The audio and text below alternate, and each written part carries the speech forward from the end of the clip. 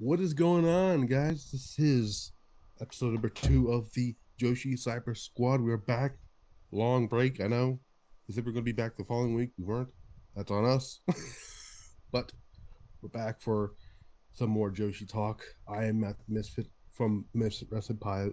Not the Misfit Wrestling Pilot Driver. That's not a thing. Misfit Wrestling Podcast. Next to me are my two co-hosts for this evening. You know him, Jason Ingram, also known as Blitzball Champ, and Rockus 99. What's going What's on, guys? what's going on? Just want to Hey. say, new Kabuki Warrior shirt and me Vita Loca for the win. Ah, beautiful, baby. Like I said, let's get to it. Yeah, I am not sporting wrestling merch this time. I'm wearing Alice in Chains, but I Hey, digress. hey, that's a good So band. we had, so, we had a lot of stuff happen in the past few weeks here. Obviously, we have a new. Uh, I know it's not really on, but we'll talk about her when we get to Stardom talk. But Saya Kamatani is now the new strong women's champion after a very, I would say, a controversial finish, not finish, but more of decision making on that part. But we'll talk about that and some other things. But we're going to talk about the newest thing that happened: the new Princess of Princess champion, Miu Miu Watanabe, recaptured the gold a few weeks ago at a very good match of the year candidate, by the way, with Mizuki at what was it, Grand Princess? Wrestle Princess Wrestle Princess, 6. that's what it was. Wrestle Princess 6, a very amazing match of the year candidate right there. On a very good show, by the way. I did watch the show back after I fell asleep through most of it because I was stupid tired. But yeah. It definitely was a great moment to witness, especially considering I was there at the beginning of the year when Mizuki won the title off of Miyu Watanabe at the first show for TJPW at Porkland Hall that capped off Mizuki's second reign. So it was just really cool to see Miyu Watanabe not only win the Tokyo Princess Cup, something that she wasn't able to successfully do before. She was a runner up a couple of years ago, but to actually win the tournament and then complete the quest of winning the Princess of Prince title back at Wrestle Princess 6 and now become two-time Princess of Princess champion. Uh, Great turnout. Really great turnout. Great show. One of the main shows of TJPW. So shout out to Miyu Watanabe. And also, of course, one of the Up girls. I also want to give a good shout out to Mizuki, who I thought was doing very well with the title from what I saw. Uh, but now we got a new champion, and we'll see where it goes there. What do you think about all that, Ruckus? That was a great show. Like overall, Wrestle Princess did hit the marks in that area. Like obviously, we're not talking about the whole card because there's some other things that happened, but I still think my highlight was Hello winning the DDT Iron Man title that killed me. That was a pretty hilarious sequence for sure. yeah. Which, by the way, I think if I remember correctly, right now, a contract for a match between my hero and Miyu Yamashita is the current heavyweight champion at the moment. Would not surprise me. Yep. No, no, but you can tell my hero now has a taste of gold, and she kind of wants that crack. She's on her Unagi arc when it comes to that belt. But uh, this this main event was very very good hmm because number one, Mizuki, you can pretty much say that Mizuki's second reign as Princess champion was a lot better than first reign. Totally agree. Like she's more established. She is trusted more to handle matches, and in many ways, she has grown not only as a performer, as a wrestler, as an athlete, and while you can sometimes question why drop the belt to the same person that you won it from, if you wanted to establish that, yes, you're in a direction where you're gonna walk away from the four pillars, putting it back on somebody like Mia Watanabe makes all the sense, because this is going to be a reign that's already going to tell, like, she's going to get opportunities of more of the new guard, which was a goal the first time around. Because look who immediately stepped up to challenge her right after winning it. Yuki That's what I Aino, said. who's The say Burning that, Yeah, Venus. it was somebody who had said was going to do it earlier on in the night. yeah, and but Yuki Aino has also herself in 1.5 years has improved dramatically Oh to the yeah. point where, remember, she almost won the Princess Cup last year. Yep. Mm-hmm. Was a finalist. Mm-hmm. So it's fitting in the way for her to see a challenge, because you're gonna see, to me, like this run for Mio Watanabe, you're probably gonna see, obviously you see Miko Aino challenge.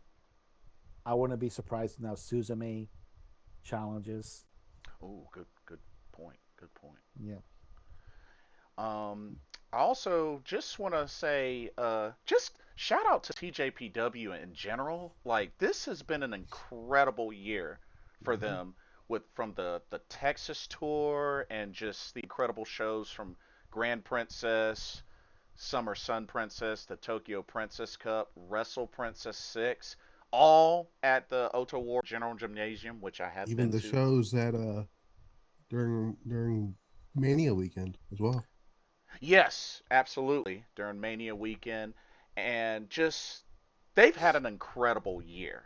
And I know the year's not over yet, but they've at least given us something to look forward to because I had to also mention Grand Princess next year is going back to Rio Goku Kokikugan. Ah, yes, that was announced during Grand Princess as well. Yes, So that is big for TJPW because it's been a hot minute since they've had a show in Rio Goku. So Sumo Hall, the big place where everybody wants to be in Japan outside of the Tokyo Dome. So, it was my favorite venue during my time mm, there. So man, that's a venue I want to go to when if I ever get to go to Japan. Whether it's New Japan, Stardom, TJPW, heck, even WWE happens to have a show there while I'm there, you know, I'll go. So, can't go wrong.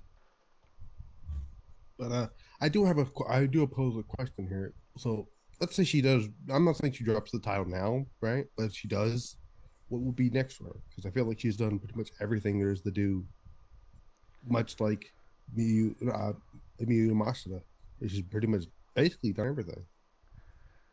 So assuming she has quite a legendary reign, so to speak, to be honest, from that point on when she drops that title, it would really just be her like building up and elevating the other younger talent.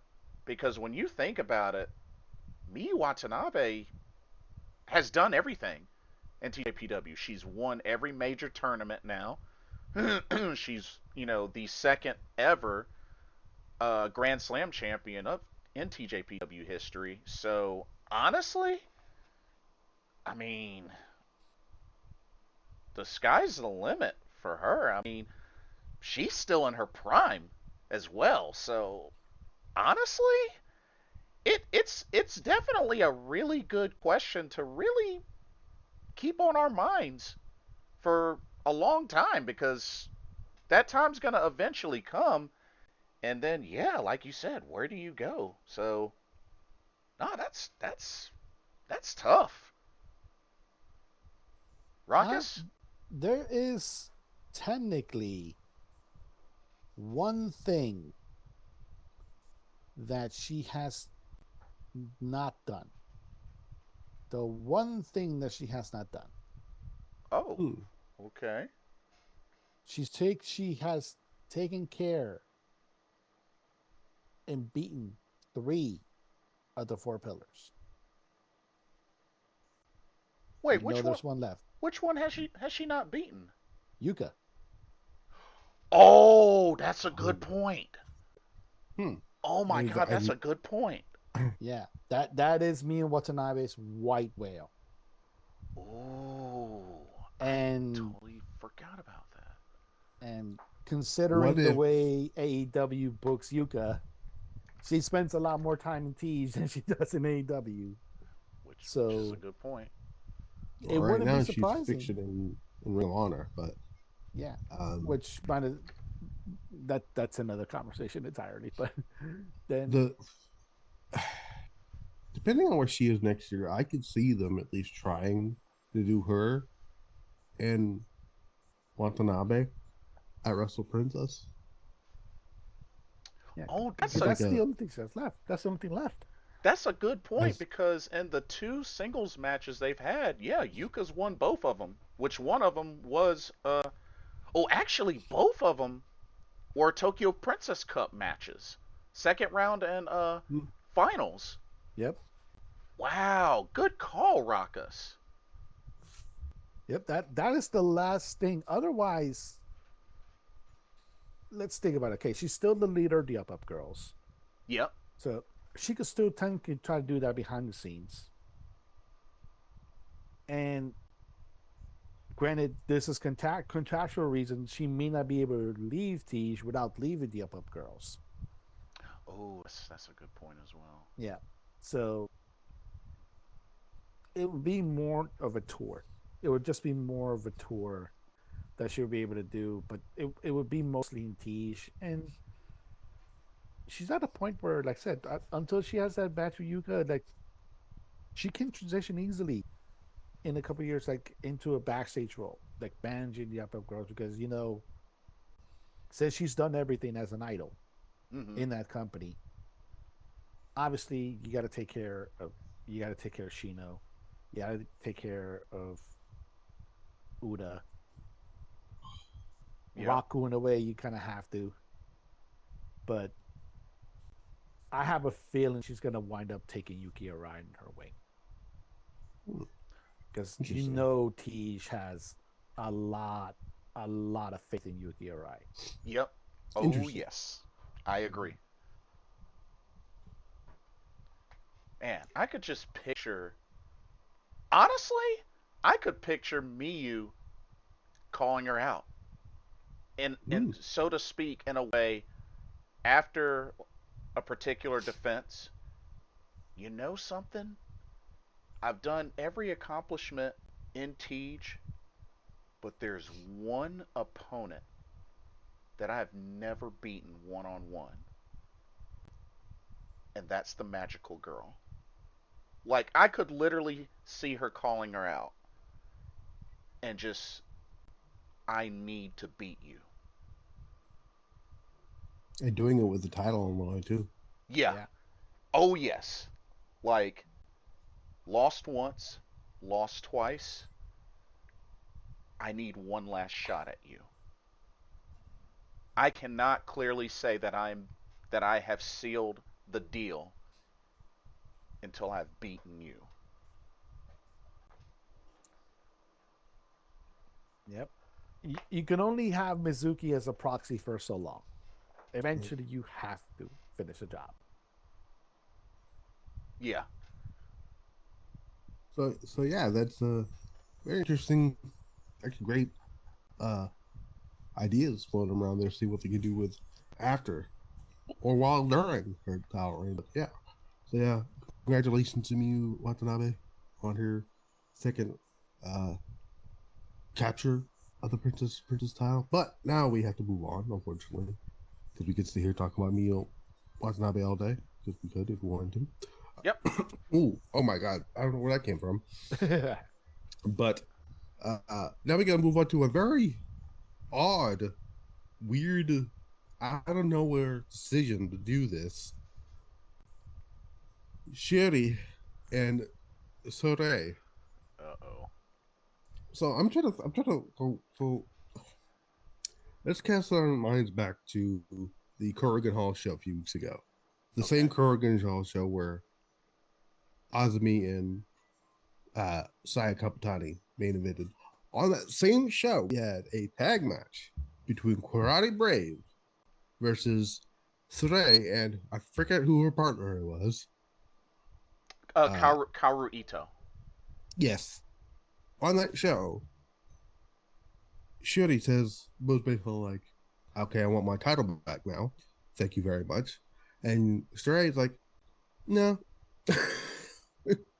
I'm gonna go to America first." She did that. She did her or two one title defense in America that she said she was going to do, Mm-hmm. and then just out of the blue, New Japan's like, "Hey, so I know this is like last minute, but we're gonna like do this match on King of Pro Wrestling in the opening match," and I'm like, "Well, that's odd." I'm like, "Oh, so Shuri's winning the title back," and that's exactly what they did, which makes me believe that Surday's time with Stardom is coming to an end. It's just very weird that they did this whole thing. So, actually, Rockus, I'll let you go first. I'll let you go first. Oh yeah. Okay. Yeah, you want to activate the time bomb on this? Okay. Yeah.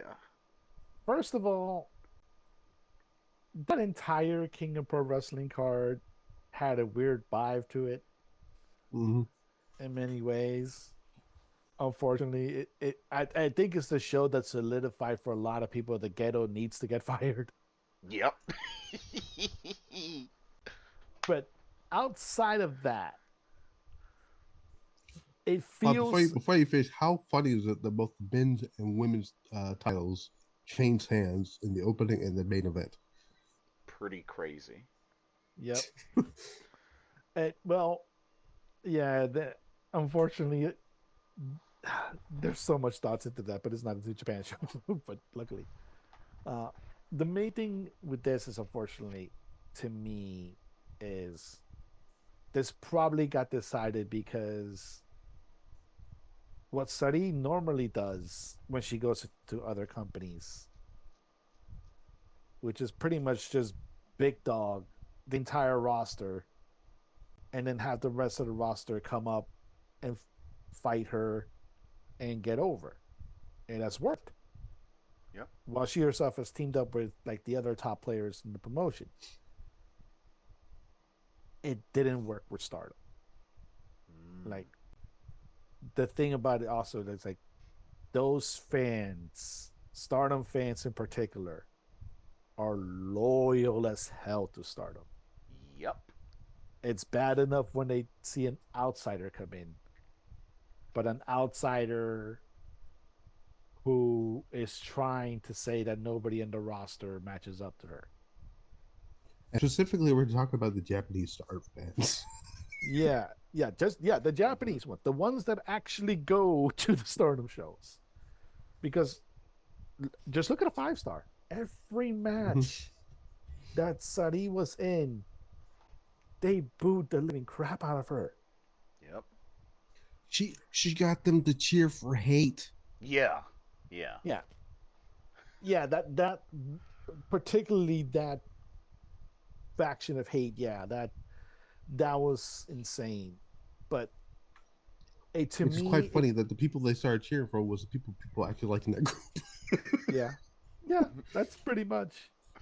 But the thing about it, unfortunately, is that to me, like it shows a breakdown. I'm pretty sure Bushiroad saw it and when like this isn't working. But Sadi's like, if I'm doing it, I'm not losing in your ring. Well, I mean, like I thought the hate Surrey stuff was really good, Mm-hmm. and then it just like dropped it, and I'm like, now hold on, you did all this built up for a future Saya Kamatani match, and then just had Saya Kamatani delete all of her tweets about it.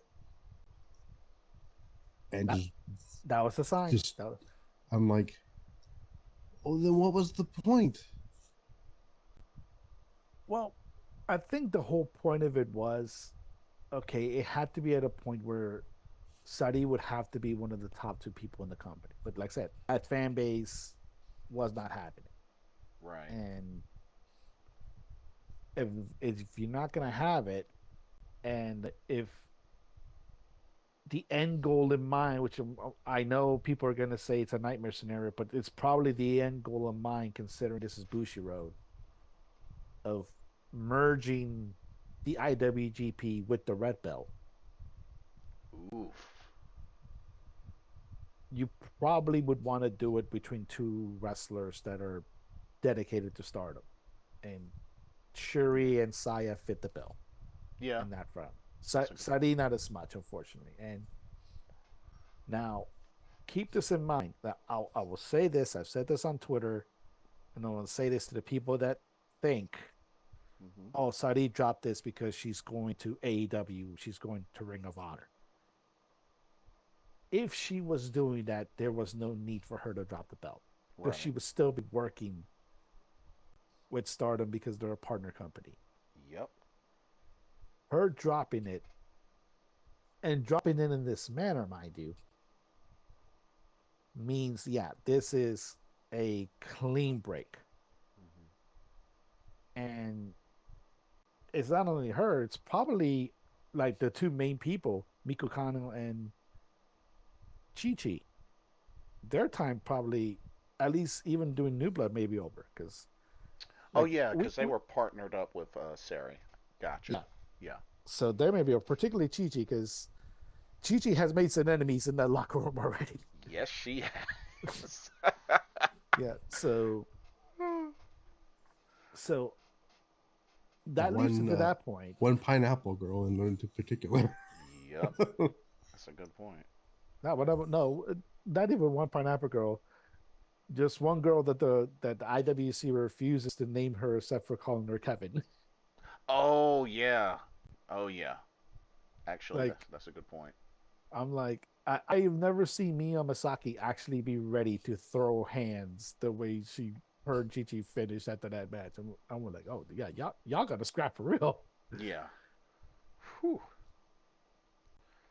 See, my thought was, and here's where I guess you could put your conspiracy cap on here if you want to do that. How the timing of this announcement of them doing this match came the day after Mario Gold announced the whole entire card for Grand Destiny, and they had two spots for mystery opponents announced, hmm especially one for Chikugato. Yep. I'm like, that's odd, and I'm like, huh. Makes me wonder if Saturday going back to Marty Gold. I mean, it was not like she left on bad terms. That's for sure. No, no, she didn't. No, because no, and she put over Like, Utami on her right? way out. It's a Sure did. well, So And maybe if Saturday comes back, maybe maybe Utami might get her man. I will right. get to that. So here's my take on this, because I mean the fact that, like you said, was announced last minute after Mario Gold confirmed their card, which was announced 4 days before King of Pro Wrestling, and it's just like the timing is Just the so timing, yeah, the the timing is timing so was just crazy, because yeah. considering I remember there were interviews how I thought they were going in the direction that Sari and Shuri were going to settle this at Wrestle Kingdom 20. And if Mm-hmm. not that, then at Dream Queendom. But with them just fast forwarding this to King of Pro Wrestling, right after, okay, Sari gets that title defense in on Alex Windsor, who was the same outside of Japan opponent Shuri defended the belt against. Mhm. Like it just it's very ironic of how quickly it got to this point. And I know to a lot of people it may have been a bummer because considering Sari and Shuri's last two matches were 30 plus minutes long, including Mhm. one that was, time limit draw on Sariism. And with their match at King of Pro Wrestling, which was just a little bit under 15 minutes, but pretty much 15 minutes. Yeah, I knew when they were going to put on were putting the open, like they ain't getting anywhere past 15 minutes on that show. Yeah, and the fact that they put the match as the opener was just Mm-hmm. like, really? So, I mean, And you can't say this match didn't have no build. I mean, it's had build for months, yeah, yeah, but this is not where people thought this match was going to. People thought this was good, like you said, either Wrestle Kingdom or uh, Dream Kingdom, and then somewhere in between, we all thought, well, maybe Saturday will have her match with Saya Kamatani. That's no longer. It seems like that's no longer happening. right. And it's just okay. Like kudos to Shuri, first ever two-time IWGP Women's Champion. I figured she was gonna eventually get that title back, uh, a lot sooner than I thought. But and like was mentioned, the fact that the whole entire time in a Stardom ring, Sari was being booed. Because I mean, you look at when she's gone to other promotions, it's like even the Sariisms, it's a night and day difference with her reception. I mean, I think she was just recently before that she was at I think it was LLPX or LLPW, and she was you know meeting and greeting the kids like during her entrance and all that. It was just total difference. But honestly, Are you talking about Sari? yeah, uh huh, Oh, hmm, she was doing the same thing in Ring of Honor too. yeah, yeah, exactly. And it just made me feel like they just kind of like, you know what, this isn't working. Let's push this up. Let them have their match. I mean, get them in the opener. Let them duke it out. And it was a good match, but doesn't compare to their previous two. Right. And the belt's back on Shuri. And even with that, now it's like not only just with Sari, but where do you really go with Shuri now? Well, I mean, we can weave that into what we can talk about here, which is the road to Crimson Nightmare. That's a good question because uh even past Crimson Nightmare, you also got because right now there is no matches announced for Real Goku at all. Uh, and a match we assumed was going to be at Real Goku is now happening at a different show. Now, now we say that they, I have this weird feeling they're going to run it back on that show, which Mm-hmm. is just it's Stardom that they tend to do that quite a lot. Um, I don't know what you do with Shuri at either one of those shows. Raucus, any idea? I, okay, with Shuri, I mean, before you answer, they could still run back because they haven't run it back yet. Her and Konami. Yeah, yes, That is that's still a true. card that can be played. That's that true. can be a card to be played if they don't have Konami beat us. Okay, Right. Yeah, I don't think Konami's beating SLK though. there's some like I said, there's something that might tell me otherwise, but that's in there. Like you can run that with Konami, like I said, and she can do a little bit more the freelance route, Shuri, in that sense. So she can go to different promotions the way Mayu did Mm-hmm. and challenge for that area. Maybe help show her up Ice Ribbon for a little bit. Definitely still go like to Evo, JTO, maybe for a little bit help Tomoka in her ever like never ending quest to not get Well, not Taka not that Michinoku you to give her the belt. now that you mentioned her, it's just not like a turn or anything like that. But I can see Shuri have like get Tomoka to challenge for her. It's like a respect thing. I probably wouldn't do it as a respect thing. I would probably do it in the sense of the fact that, like I said, it's not a turn, it's not a betrayal, but at the same time, there's enough evidence out there that kind of says that maybe Tomoka may wind up in Neogenesis. Personally, I think Tomoka Inaba has outgrown uh God's Eye. That's just me. Interesting. Oh, okay. I, I, I don't think she's outgrown as much God's Eye as it is mainly she's let a lot more her personality out, particularly like on TikTok. Oh yeah, yeah. I see what Yeah, you mean. yeah, Yeah, and that's a good so point. I can see Shuri in a way, like I said, I'll let you go, but you have to fight me Ooh. to let you go. And I'll put this belt on the line. If you if you fight well enough, then you have my blessing to leave. It'd be kind of like a loser leaves unit type of thing, but not in that same Yeah, sense, if that makes sense. Yeah, yeah, like not so blatantly. Right. yeah. Yeah. There's that, yeah. Because I think all the roads for Shuri gonna lead if she keeps this buffer, it's gonna lead to Kamatani. At a certain point, it's gonna lead to Kamatani because, like I mentioned, I think Bushi Road is gonna eventually at some point merge the IWGP into Red Belt, and those two would be the ones to do it.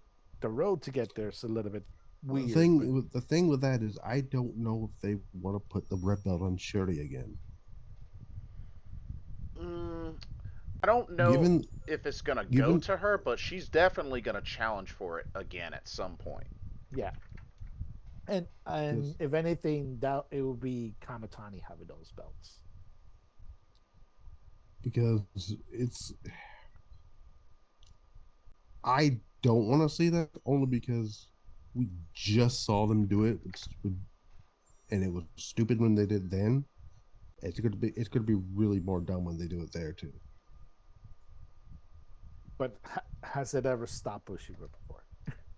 No, but that's the issue with that. That's where Okada seems to fail as a booker, in my opinion, He when does. it comes to not pulling the trigger on things that need to be pulled the trigger on. Like for example, Momo winning the belt, which I think if they run it back, that's what I'm envisioning is there'll be some shenanigans on that show.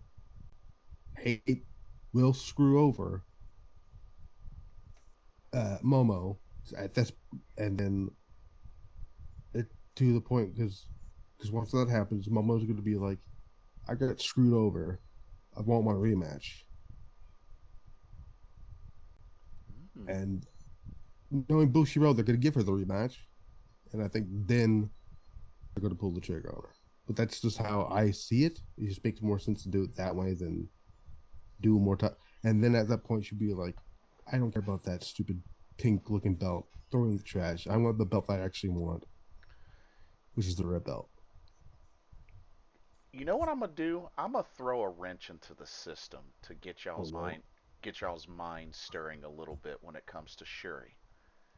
It's usually sometimes this is a good thing or sometimes a bad thing. So I don't know if y'all know this, but in singles matches, are y'all aware that Shuri and Ami Sourei are 1-1 against each other? Why did I feel like it had to do with Yeah, for some yeah. reason? But you know what? That would make sense. That would make sense. Shuri using the IWGP belt as a testing ground for God's Eye, just to see where everyone is at, and just So be she'll like, drop to okay, Saki Kashima. Yeah. And Like I'll even mention that both of those matches were tournament matches. yeah, Yeah, I could see that. I could see that. because one match was a Cinderella tournament where Shuri beat Ami. Ami beat Shuri in a 5-star Grand Prix block match. I could see that. Like I said, I could legit see that. Well, I'm about No, to throw into this now. Let's be real. We're going to just be 100% honest here with each other now. The person that's actually going to beat Shuri for that title is going to be Saki. Yep. For you, IWGP. Yep. like Knowing Shuri the way we do, and how much liking she has taken to Saki Kashima, I would not put it at all past her or Stardom or Bush Road to have Saki Kashima win it. well, The only thing is going to depend on our health. yeah, that's the main part when it comes to health. And then number two, it's gonna be like a wacky thing because I, I I see what they were trying to do a little bit with the IWGP belt. Like they were trying to make it more of a serious belt. The people that were seriously cashing it, and Well, see, we this is where I said, because the people were mad that they put it on Kyrie, right? And I said, no, this is actually a good thing because Kyrie, as much as I love Mighty Watani, Kyrie has a name behind her because she was over in WWE. yeah, You that's put the you main get thing. Yeah, you put the title on her. It puts eyes on the well, could put eyes on the starter product, but mostly that title. I did for a little bit, and then 5 minutes at the Tokyo Dome, Mercedes comes in, wins it. Well, who cares? And it's at that point, Kyrie's like, "Hey, Hunter, can I come back?" Oof. yeah, pretty much. Well, that's the thing. Like they've been trying to like Mayu's entire like 2 year run was pretty much in a way trying to rehab that belt. It works. It works to a degree. I will say that. Yeah, it worked to a degree in the sense of the fact that like you knew whatever match Mayu was gonna have, it was gonna be top quality. Yeah. Now, The would you say that? Would you say there was at least maybe one or two matches that were like this doesn't feel like a Mayu match at all? like well, obviously, unfortunately, the Fujimoto match that Oh was yeah, unfortunately due to injury, and like you could, and you kind of felt the significance of that because outside of Rossi really making amends with Ice Ribbon, that was their one shot to have that as a singles match. And there's been a couple of matches, but you like almost every single time that Mayu had the belt in that run, she was able to make it a worthy match. And Shuri was starting to get into that, and Sari was starting to get into that. Hmm. You have Shuri try to do it again, and you kind of undo a whole lot of it if you decide then at that point, oh yeah, well, we'll put it on Kashima. That's the main thing. Even though, you know what, Kashima's done a lot of her career,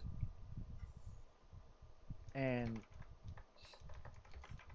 she's always been one of those wrestlers where if she ever actually tried hard enough, you could have seen her with the white belt. Like you may have even seen her legitimately challenge for the red belt. I mean, I've seen worse people hold the white belt though. like, like Oh that's the no. thing. Like, where's people have held the white belt and the red belt, so it wouldn't have mattered either way. Yeah. I, Yeah, I see what you mean. For God's sakes, Alpha Female was the first champion. No, she was the second. No, Remember? whatever. It doesn't. Yeah, My point is, Nanaya was the first, yeah, and then my, she lost it to Alpha Female. my point is, if you can put the title on her, no, they'll put a title on Saki Kashima. I'm not saying that they won't. Like it would be hilarious seeing Especially Saki if they're trying to Kashima. get rid of that title, anyways. If they do that, I mean, they're trying to get rid of it. Yeah. Dang. Because New Japan, it's basically was been, I forgot who said it, but New Japan never wanted this title. Like, this is like a known thing. It feels like they. This is something. Unfortunately, this is what Anoki was against, having a women's championship in the company. Like, he didn't mind having women wrestle in his promotion, but there was no reason to have a title if they don't have a division, if that makes sense. Yeah. Well, the only legitimate tie that they had when that belt was made was the fact that they had the same parent company in Bushiroad. Now you actually have a little bit more of a case, considering that Right. Stardom is an actual subsidiary of New Japan, and Yeah. in a way, it makes sense now for them to have it. But at the same time, it's always the difference. Okay, it's an IWGP belt, Mm-hmm. Yeah. so that leaves it in Ghetto's hands to book, not Okada's. And like we just mentioned, King of Pro Wrestling, it has solidified a lot of people's minds that Ghetto should get the guillotine. I mean, I don't. I know I threw Cosmo out there as a joke, but like, there's also, I don't put it past Gato to put it back on Mercedes either. Oh no, yeah, like Gato and Rocky, yeah, they would put it back on Mercedes in an instant because Yep. They're terrorists in New Japan Pro Wrestling. Just throw it out there.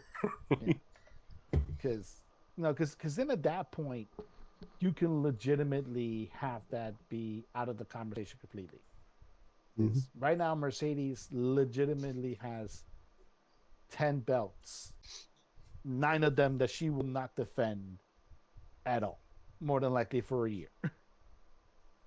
The one belt that was announced that she's going to be defending, I was like, oh my god, she remembered she has a title to defend. Yeah. Especially considering some of those smaller promotions, she probably won't even go back to for a good long while. You're like, oh yeah, she had a title Well, while run we're on this, well, so that is the start of, well, not most of the start, but that's the Sherry Three discussion. And we'll come back to 30 when we talk about Mario Gold, because I think that kind of does count. Some other stardom news here. Let's talk about that. And I know this is we're on the road to Crimson Era, but we got to talk. I don't know if anybody's seen it yet, but that excellent CMLL Japan women's title match between Hazuki and Koguma.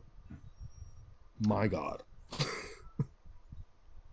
I did get a chance to see it, and you know, it just goes to show that despite the number of times these two have teamed up, when they go against each other, it is the chemistry is gold, like what they were There, competing for. Yeah. there was a few times in that match where I thought they were going to go to town image draw, and I'm like, knowing those two, they would absolutely do that. But I wasn't seeing it. I did not think they were going to put the title on Hazuki. I was shocked when they did it. Well, it's kind of a weird situation when they put it in. First of all, I agree. I think it was Peps that probably put it out there that in an alternate universe, this would be a situation where either Hazuki or Koguma were the aces of Stardom, because that match was that good. It was that good. Like you could tell, like if those two were legitimately given a chance, they would have been aces Mm-hmm. Yeah. in the company. But okay, you're using. Unfortunately, the bad part about it is now it's starting to feel like that CMLL belt maybe taking the place of the strong belt, where it's like, oh, we're gonna use this as a negotiating tool. Like, you get to go to Mexico, like you don't have to be here. You get to go to Mexico, but the only way you get this belt is if you stay. And particularly with those two being the ones that are holding it, because we have to remember as far as I know, I may be wrong. Hmm. We have not yet had that press conference for the Goddess tournament yet, Nope. Nope. and At some if point, we're gonna have it yeah, Yeah, it's it, yep, and if because we're FWC is not there, the closer we talk about it, the closer we're gonna get the Crimson Nightmare, yeah, and by that time, God's Tag League is gonna be here. yeah, and but keep in mind also, like I said, if FWC is not in that tournament, then you can pretty much make the assumption that they're gone. yeah, that's a safe assumption. That's big red flag. So maybe like having the belt bounce off these two, like, okay, we have to stay together because CMLL is actually serious about this partnership. And if the only way we're holding this belt is if we stay in this partnership, that could be a different way, but because luckily it does add a little trinket that both share. Like remember they won the Oz Academy tag titles. Yep, was Mm-hmm. there for that show. Mm-hmm. So they've won that. So they each now can claim the CMLL Japan title. The only thing that now that Hazuki really has over Koguma is the Spark Belt. Yep. And it wouldn't surprise me at that point if they flipped the Spark Belt to Koguma. And that's actually a fair point considering now Hazuki is 4-2 against Koguma now Mm-hmm. in singles matches. Mm-hmm. So yeah, it's crazy what they've been doing with them because ever since they left Stars, and even while they were still part of Stars, like I mean, they have been showcased pretty consistently, like so many places, and Mm-hmm. and now even so with singles, I mean, like I kid you not, Hazuki versus Shanshan at the recent Diana Corcoran Hall show was legit my favorite match of that card, hands down. When Hazuki went one on one in a hardcore match with the hardcore queen Dash Chisako and beat her, like insane. And And even then she was called out to a tag match right after that, yeah, Yep. and then they did and a she chose Risa Sarah as our partner. yep, did a hardcore tag match. And Koguma, that was her winning that CMLL belt. I mean, that was her first singles title since the high speed belt. And getting her, I know she didn't get to compete at Spark, but she was still there and was still in Hazuki's corner. And, seeing her compete, Seedling, Diana, like, as singles and as a tag team. Heck, they were just featured as a surprise at the second episode of Friday Night Gotcha. So even Chigusa Nagayo's using them. And they went up against Senka and Ai Hozan, which was a really good match, by the way. Yep. But, and it's one of the reasons why FWC, like, has been, like, my current favorite Joshi tag team for, like, the last 2 years. Just to see how they've been utilized. And honestly, I originally was kind of hoping for sort of a similar legendary reign with those Goddess tag titles, almost similar to Thunder Rock with FWC. I really felt like they could have been on that level. But now it really just comes down to what really is the ultimate direction for them to even close out this year. Like, if they're not in the Goddess Tag League, I mean, that's a big red flag, and it just seems like they'll be on their way out by the end of this year. So, Well, something I thought about was, well, let's say they don't do the Goss Tag League. What if they still end up staying, right? But they chose not to do the Goss Tag League this year. I'll be shocked. I'll be very shocked. Because At that that is point, always an option. And something else I thought about before you continue, I guess, was I don't know if Koguma was supposed to win that title originally. And I was thinking about them like, do we look at a time where Koguma is the champion?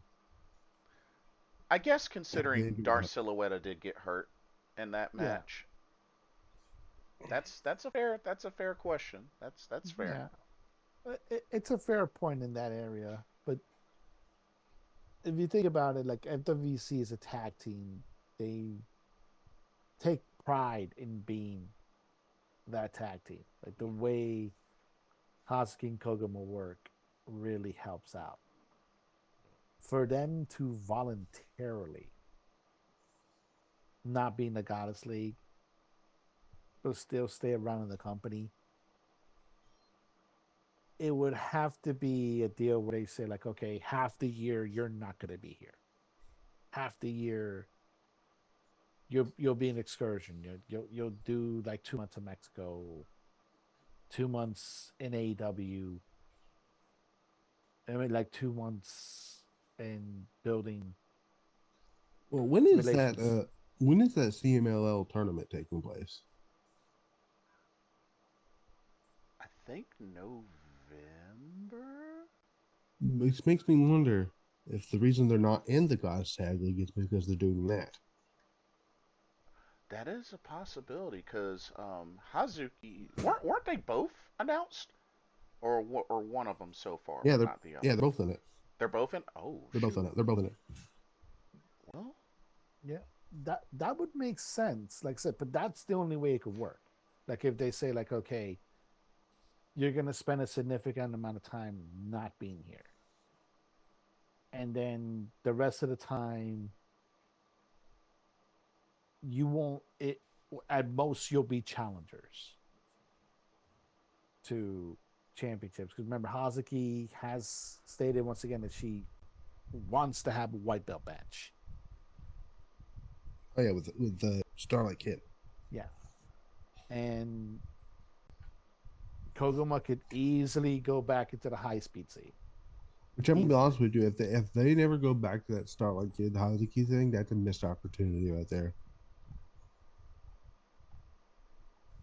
There's a lot of avenues with SLK that they can miss if it's not handled right.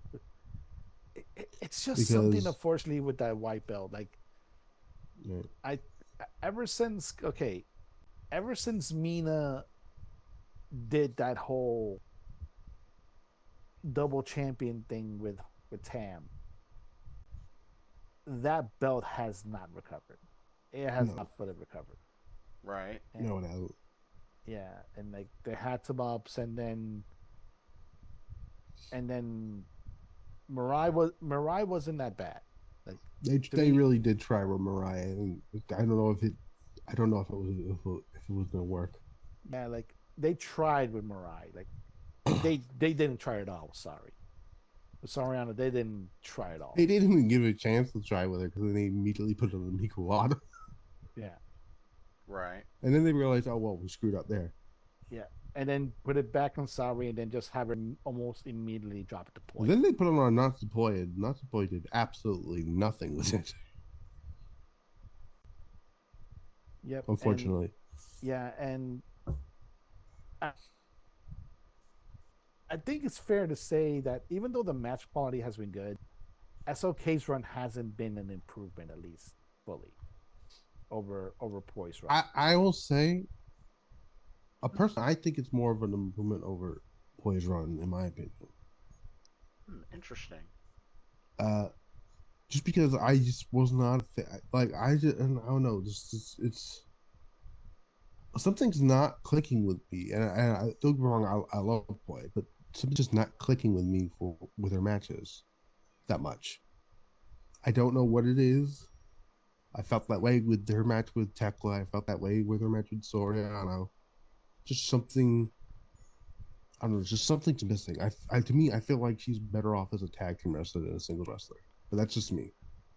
I think a big part of it might be because there was a time where she really was not showcased much in singles matches compared to tag and trios matches, which was why I had pushed the argument for so long that I don't think Poi is red belt ready. Now, I I'm still don't think she's ready. I'm hoping that eventually changes, but I still even stick to it this day. I do not think she's red belt ready.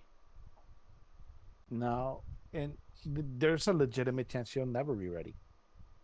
You gotta remember, she is. Granted, yes, we've seen Joshi wrestlers wrestle into their 60s, but I don't think Natsupoi has that goal in mind. Yeah, no. Yeah, she's 30 now. You know, Yeah, no she's one. Yeah, I don't see anybody trying to be Aja Kong. Okay. Yeah, there's that in that many ways, and Eh, we gotta pop in here for Andy. But before you continue, Rock, because I want to make this point too. After Tam, I'm gonna be honest with you. I love the people in Cosmic Games. So I make fun about them all the time because it's fun to do. It's a fun thing to do, right? But I don't think anyone outside Tam was ready for that spot, yeah, no, they weren't like and they still aren't. And I love Sakura, Aya Sakura. I love Sakura. I love Tam. Boy, I love Soriano. hmm And who's the other? Yuna. You know, like Yuna, I think is more ready for the high speed than she is any other title. yeah, no, Unimon is more ready for the high speed title under the old rules. Oh, I hope they change those rules because I'm they need to change those rules. Yeah, they do, but that's a factor of it, unfortunately. Like I, like I said, I'm not saying it as a detriment or as a knock on SLK Yeah. because like basically like you have your reasons for you saying that Poise matches or the Poise ring didn't really click with you. I also the best match I thought Play had was the one with Starlight Kid. Yeah, yeah, I can agree with that. yeah, that's fair, and that's fair. I Like I said, think that was the best match. Well, outside of the main event, that was the second best match on Dream Kingdom as well. yeah, but like I said, but you have a reason, like I said, as to why it didn't click for you. I kind of have a similar sentiment with SLK, even though the match quality has been really, really good in hmm her defenses. I see. I like like me and Blitz were discussing this before we started the pod. Like, Mm. there's something that tells me that as much as SLK is trying to do it with the belt, she may not be long for that scene in general. Right. hmm I want to say SLK is ready for the red belt, but I also don't want to say that because then I would have said that about Ozmi, and which is why I didn't want Ozmi to win or lose to Saya Kamatani. For the longest time, I didn't think Saya was ready until this heel run that she's been on. You know what I'm saying? Mm-hmm. Yeah. Um. Like babyface. I'm gonna be honest with you. Babyface Saya Kamatani was not gonna work as world champion.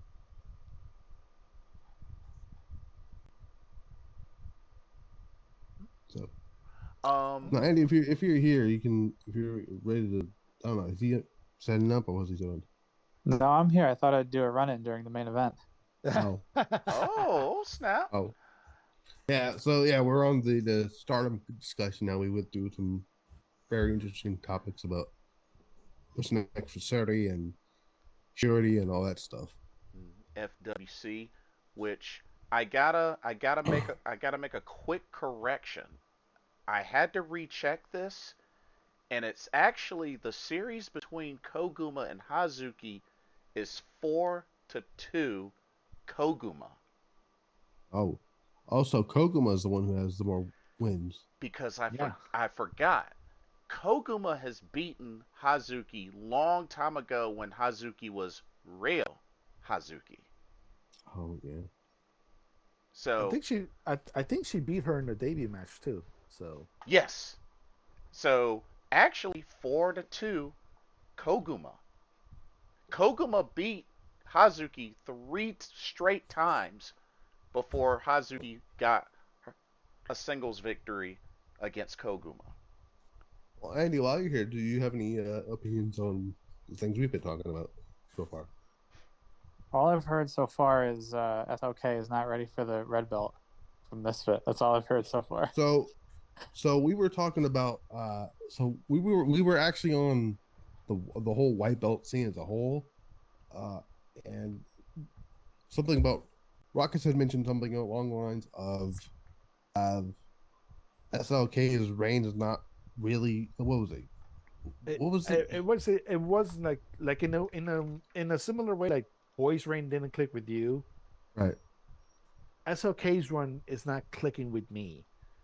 And Basically, is since the whole thing with Mina doing the title champion versus champion thing with Tam, the white belt hasn't recovered and all that stuff. Yeah, I mean, I think the Mirai white belt run was fine. That was right Yeah, afterwards, and right? that's what we said. We had said that they tried with Mirai and it didn't really work the way they wanted it to, but they did try. And then who was it? Was it Sayori that took it off of Mirai, or was there someone in between? It was sorry. It was It was It was sorry. Saori. yeah, I was sorry. and, Yeah. and that one was weird because you had the back and forth with Mika Yeah, Iwata and the Sendai Girls Championship, and it became which like they should have both never done. Yep. odd.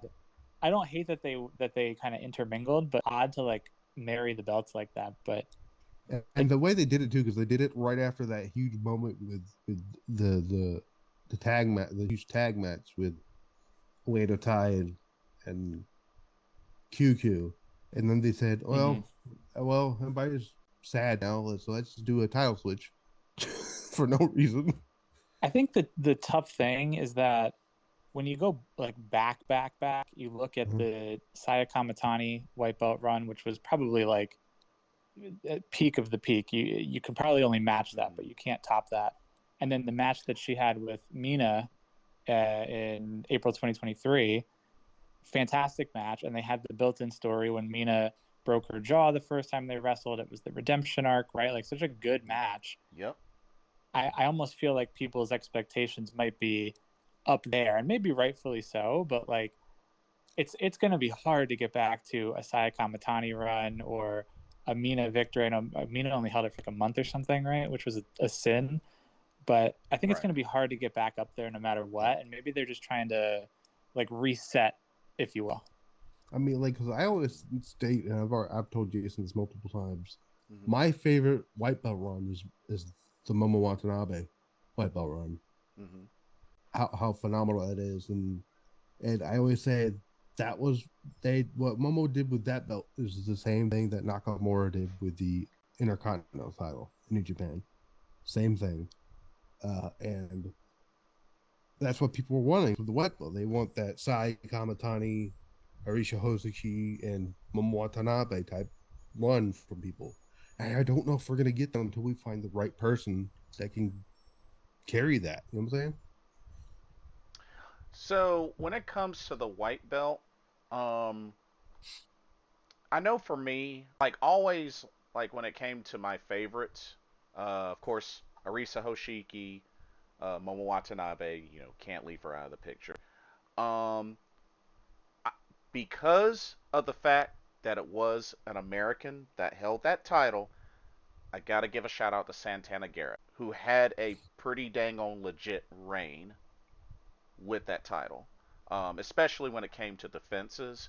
Even though a lot of those defenses were not in a Stardom ring, which is but weird, but you know she had the title, and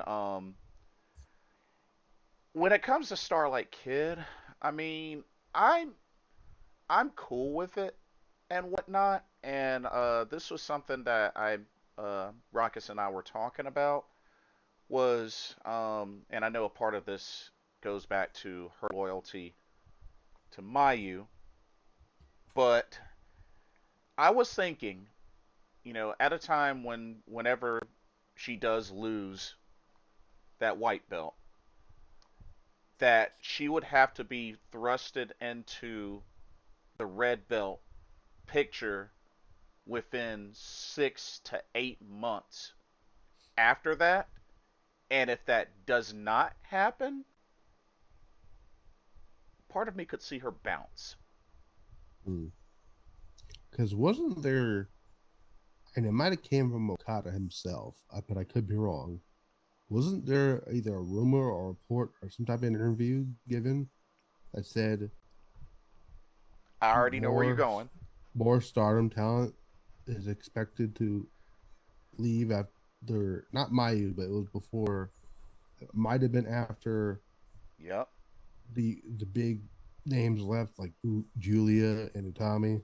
Yeah, I like know exactly what people you're were talking about. expecting. Yeah, people were expecting a larger exodus because you have to remember it wasn't also that Okada interview; it was that Julia It was interview. last year, I think it was. Yeah, Yeah, it was it very recent. Yeah. yeah, and it was that Julia interview too, where she said those original Marigold 7 were supposed to be a Marigold 11 or 12.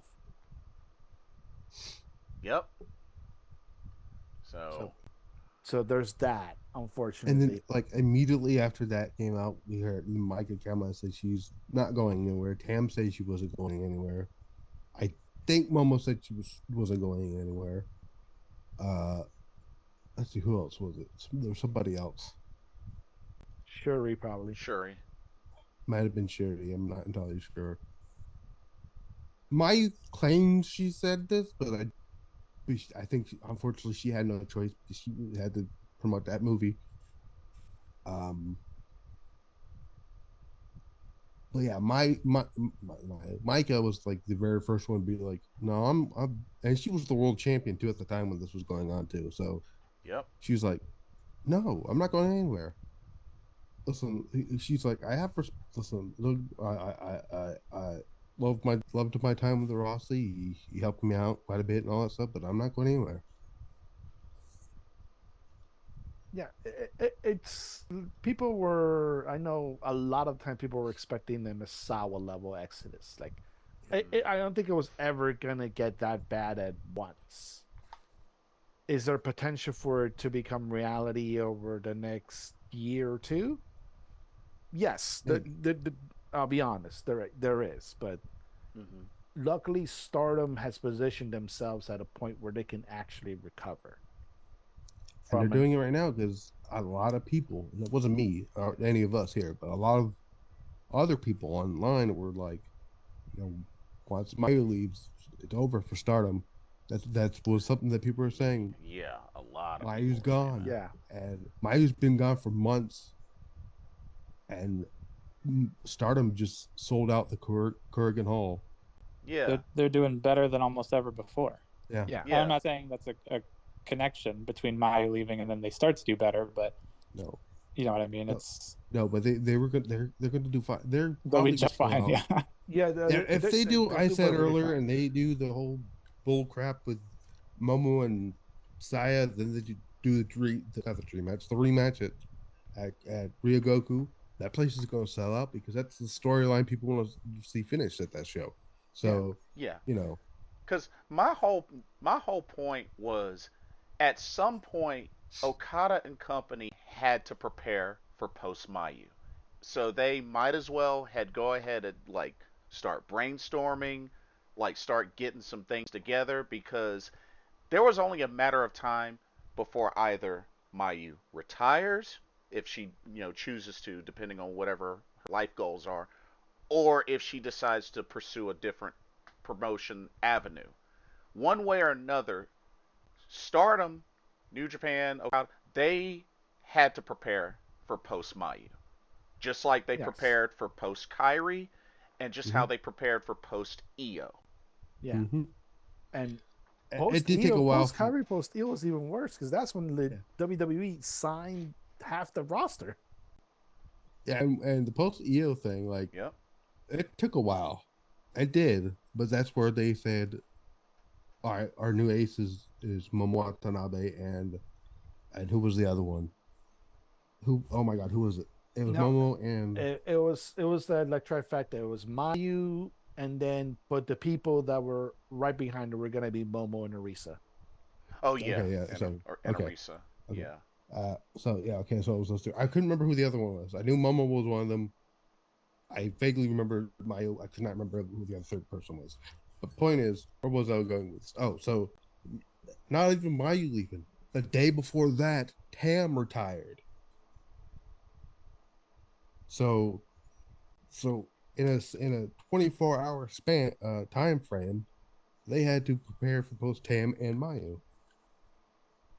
Yeah, and even, the dead giveaway of once Mayu dropped the IWGP title to Shuri, like that was definitely a signal.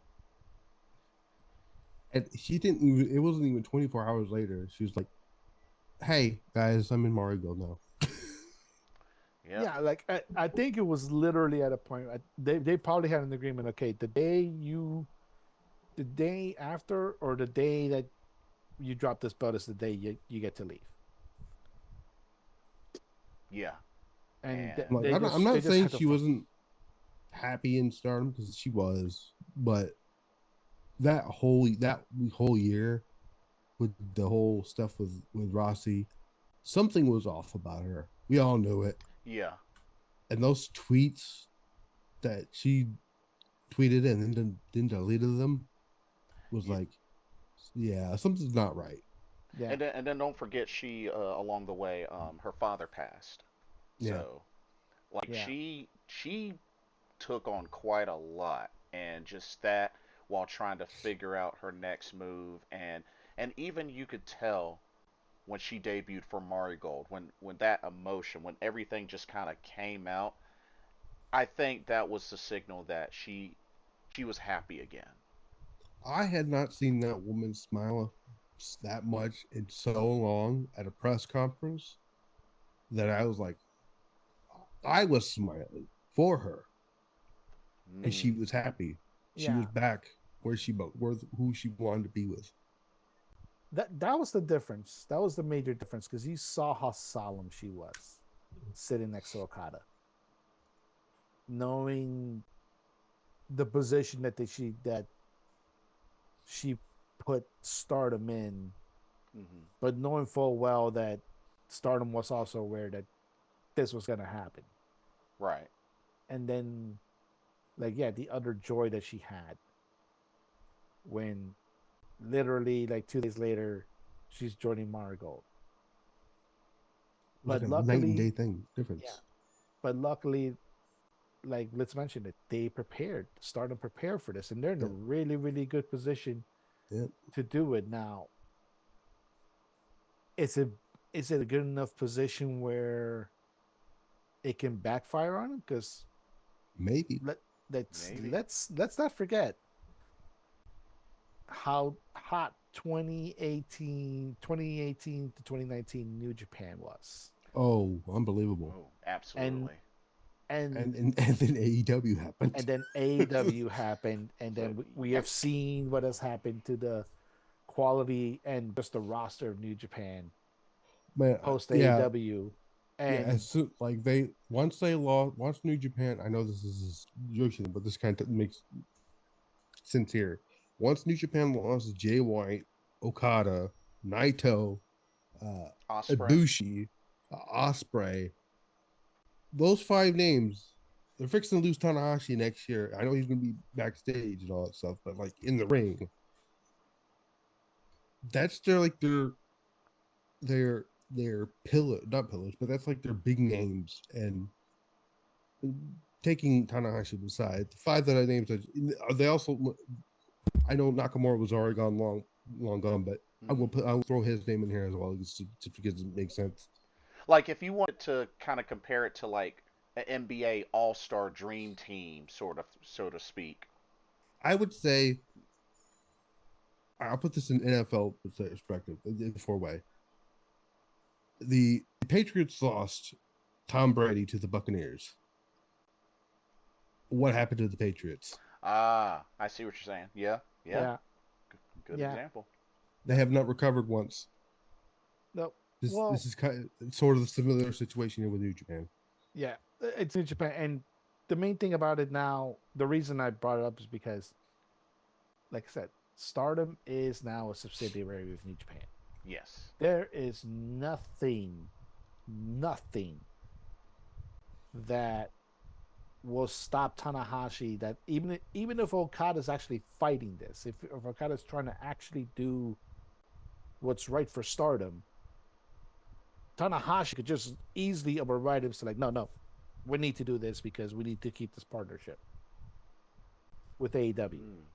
I I wouldn't be surprised if Okada's like, well, see, I have this idea with Sherry. I'll just use this as an example. Do Sherry versus I'm just gonna throw a name out there. Uh Not to Kotora. I just threw her name out there for sake of this example, right? Okay. Do this match there, and Tanahashi's like, no, we're gonna bring in Mercedes and we're gonna have her win the title back. And Okada's like, but I had these planned out for months that really don't matter. To Basically. to be honest, that that could be, a similar move that TK would bust out. Because I Mm-hmm. mean, when you think about it, you look at back when they did, the first Forbidden Door and whatnot. I felt like after that, and then when they did another one, it was like Tony Khan was like, you know what, I could get used to this.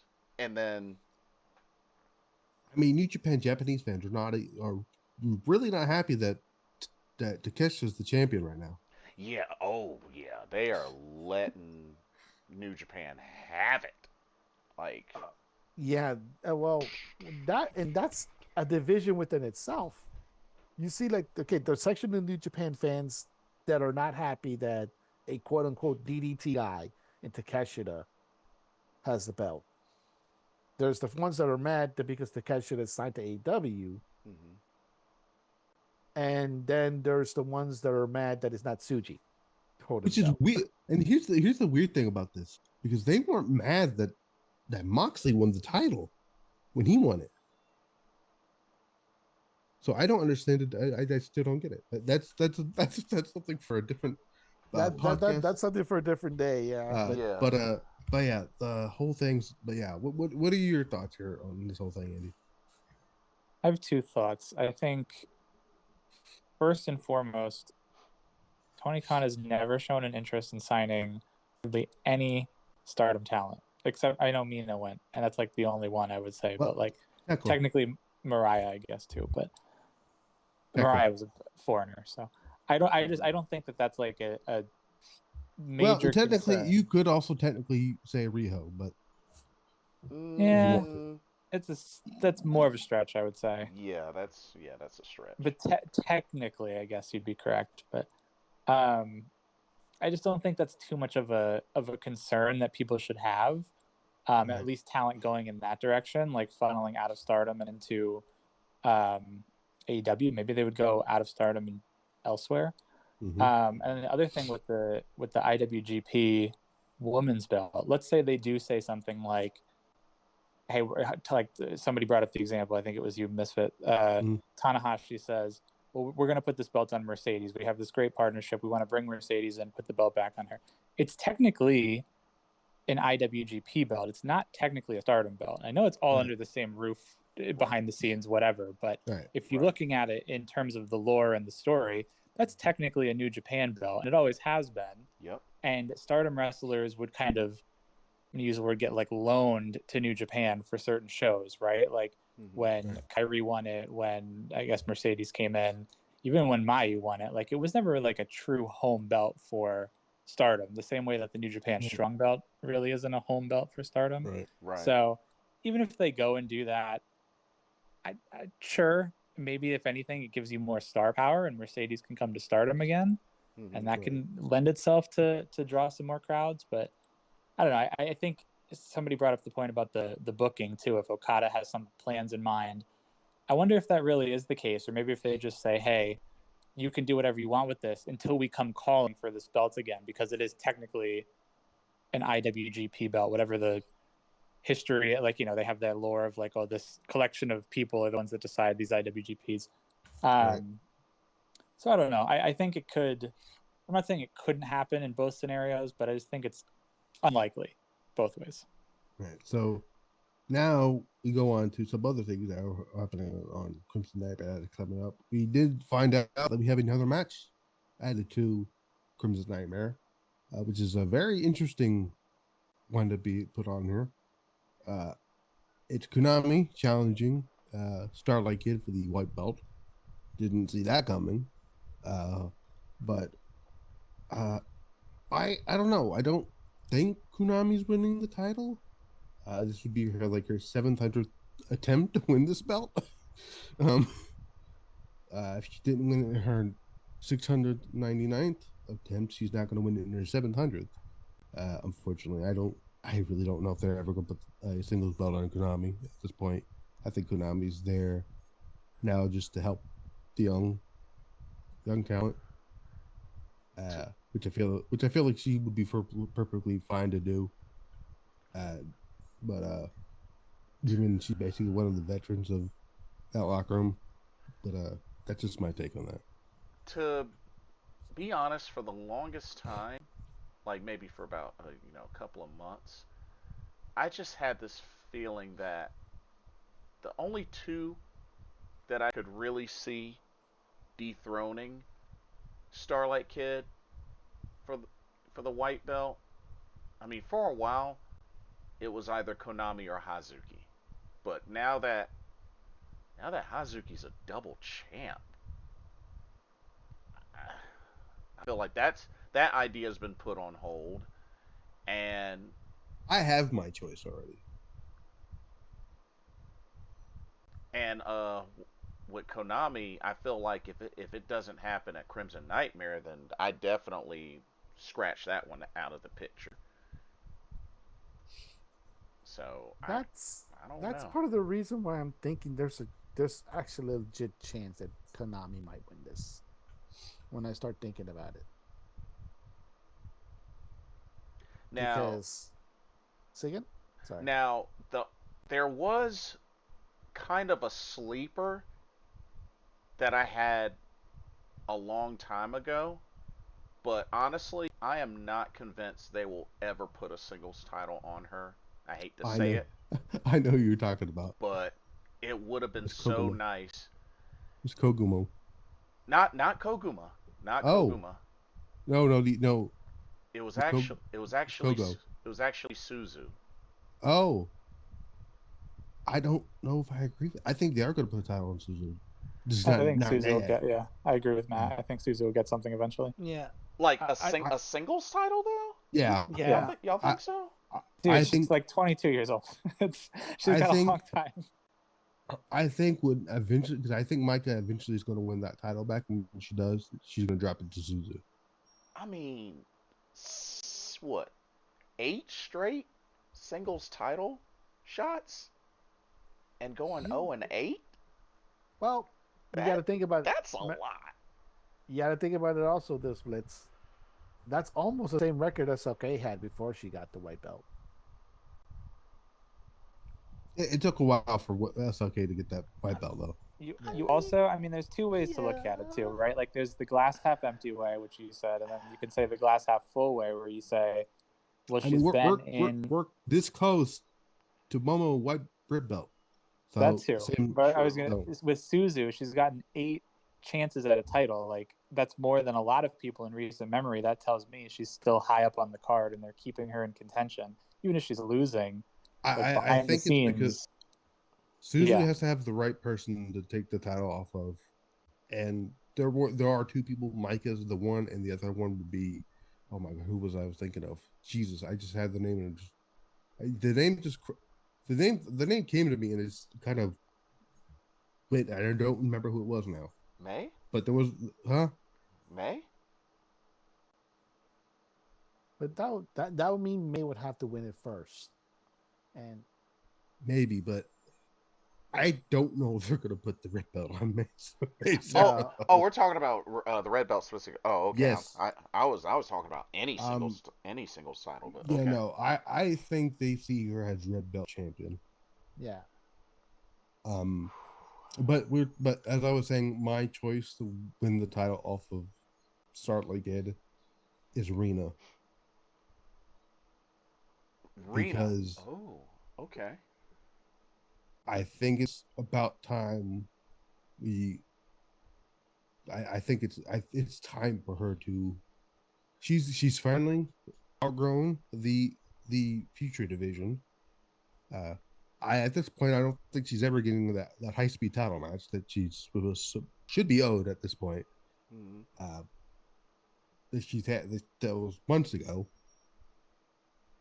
I know she's already had a shot at the white belt against Kid, Mm-hmm. but I think but it was that match where people were like, oh yeah, no, she's absolutely right for that title. And I'm only saying her at if it's a big if they don't have Hazuki be the one to do that match. I see. Hmm. Well, okay. Like I said, Hosky doing it, you have a built-in story for it. Mm-hmm. Rena doing it, like I said, they've already shown that they're pretty high in Rena considering she was in the final 4 to 5 star this year. Mm-hmm. Yes. The youngest So one to ever get to be in the finals too. yeah. Mm-hmm. So Not in the there's finals, obviously but they Yeah. obviously the have hope for her, Yes. but at the same time, everything just depends upon all the situation involved in the three. As far as anything that's happening with Rena, obviously she's sticking around, but it's just mainly, do you want to put that responsibility on somebody that young? That that's my only hesitation when it comes to Rena. I think that's understandable. Yeah, that's That's it, understandable. in that manner. And like I said, with Hazuki, we don't really know if she has both feet in the door or if she already has 1 foot out. Mm-hmm. Yeah. And would you want for somebody in that situation to have the white belt? And with us, okay, who knows? Like there's still unfortunately that possibility that she herself may have 1 foot out the door. Yep. So that situation is very, very interesting. That's why I say like well, it wouldn't surprise me you if mentioned the one Konami foot won it. you mentioned 1 foot out or both foot out thing. They put the title on Tam and she was getting ready to retire herself, and they still put the title on her. But she didn't leave the company. She retired As that in we the know company. of, that we Yeah. know of. Yeah, that's right. Sonny Gutierrez did put that in the ether. Mm-hmm. I mean, Sonny don't work there no more. So he don't know who works at Stardom anymore. Yeah, he done went over to the flower fields. here's a So, wild card, dark horse candidate. Talk about dark horse candidates. Hanan, White belt Hanan? white belt I don't Hanan. know. I don't know. Um, I mean, it would definitely pretty much like put her. It would be a big boost for her, especially considering her being the leader of Stars, and right now Stars is definitely not at peak. So I can kind of understand the idea behind that because I mean, you look at Stars, and let's keep it real. Like Wing Gory are their heavy hitters. B, Mm-hmm. I don't think will be there for long. While B is a heavy hitter, she's not. I don't see her being there for long. So I see an eventual. I wouldn't be surprised if that ends up being a singles match at Dream Kingdom, being on. B and Hanan. Hmm. Either B betrays Hanan or B challenges Hanan for the leadership of stars. Yeah. Because I think B's going straight back the way to tie. What I think B is so miscast in Stars. It's so crazy. I think one way or another, I don't think B is in stars by the end of this year. She shouldn't be. Like, in all honesty, she also shouldn't be in hate either, because hate's already too bloated as it is. There's somebody else in that group that shouldn't be in there. It feels like should be in God's eye, if I'm being completely honest. There's a few members that feel that they actually should be in God's eye, but then God's eye is already too bloated as it is themselves. Yeah. Although probably they might be losing one anyways, though. Yeah, so there's always that. But it's an interesting door when it comes to Crystal Nightmare, particularly because of now the red belt match and the white belt match. Yep. And like I said, Misfit, you had your idea of hate shenanigans and then leading it to Dream Queendom. I mean, there's going to be hate shenanigans in that match, regardless of what happens in the It finish. is, but Yeah. the bad, like I said, but this is unfortunately the cynic in me that we've already blaming you for what happened. Dang. So it's just your fault that this match is happening here. So Dang. No. The fact that the match is happening is not my fault. If the worst case scenario happens, and the worst case scenario, folks, is literally the finger poke of doom scenario. oh yeah, then we might have to ban you from things. At that point, I think I might be banned from traveling for Japan. Oof. Dang. Just took it up. Yeah, let's not do that. I think they're gonna do the turn officially at that point. You can't dictate it any much longer. Like, people are ready for it. Just pull the trigger. Oh god, something was. Just pull the trigger. Yeah. Do you think that they do? for Momoto for a year? Do you think if they do the turn, they also give her the belt at the same time, or do you think they do the turn and then give her the belt later? So what I said was they do the turn. They have Saya. They basically cost Momo the match. At Crimson Nightmare. And then Momo makes the case was, well, you didn't beat me clean. You didn't beat me on your own. You cheated. At least I won the 5-star by myself. You cheated to win your championship because I helped you win your title. I want my rematch, my fair rematch. And at that point, I would do a stipulation. And I'm not talking about, I think if they do the rematch, I think it should be a steel cage match. Oof. Okay. Been a minute since we've seen a Stardom steel cage match. It has been a minute indeed. Yeah. It would only be fair if that was the case. Okay. If it gets to that point where hate turns on Momo and Momo goes at it alone at Dream Queendom, and you put the belt on her, would you have her be alone at the end? Or do you think then she either says, I'm joining this faction, or like maybe retconning a kind of a bad decision, I'm reforming Queen's Quest? So here's what you could do. I wouldn't do her joining a faction right away. What I could see them do is, so here's what I would do. This is I don't think they would do it because Okada not the brightest tool in the shed when it comes to ideas as we've seen this year. what I would do is you have the members of Hate trying to get involved and whatnot, but one by one you see former members of Queen's Quest, who has been watching and wanting Momo to get her moment, even regardless how they feel about her. Right? Mm-hmm. Stop the interference. You'd have Azumi, which would be crazy knowing the history they had. But then she said, "Well, you beat me fair and square in the 5-star, so I owe you one for that." Then you have Lady T come out. You'd have Kevin come out. You would even it wouldn't not even former Queen's Quest. You can have her former Black Desire teammate come out and help out because she was down this road being turned on by Oedo Tai. Mm-hmm. You'd have let's see who else was in Queens. B Hina. can come out depending on whether or not they turn her by that point. Hina. Yeah, Hina. All of them come out.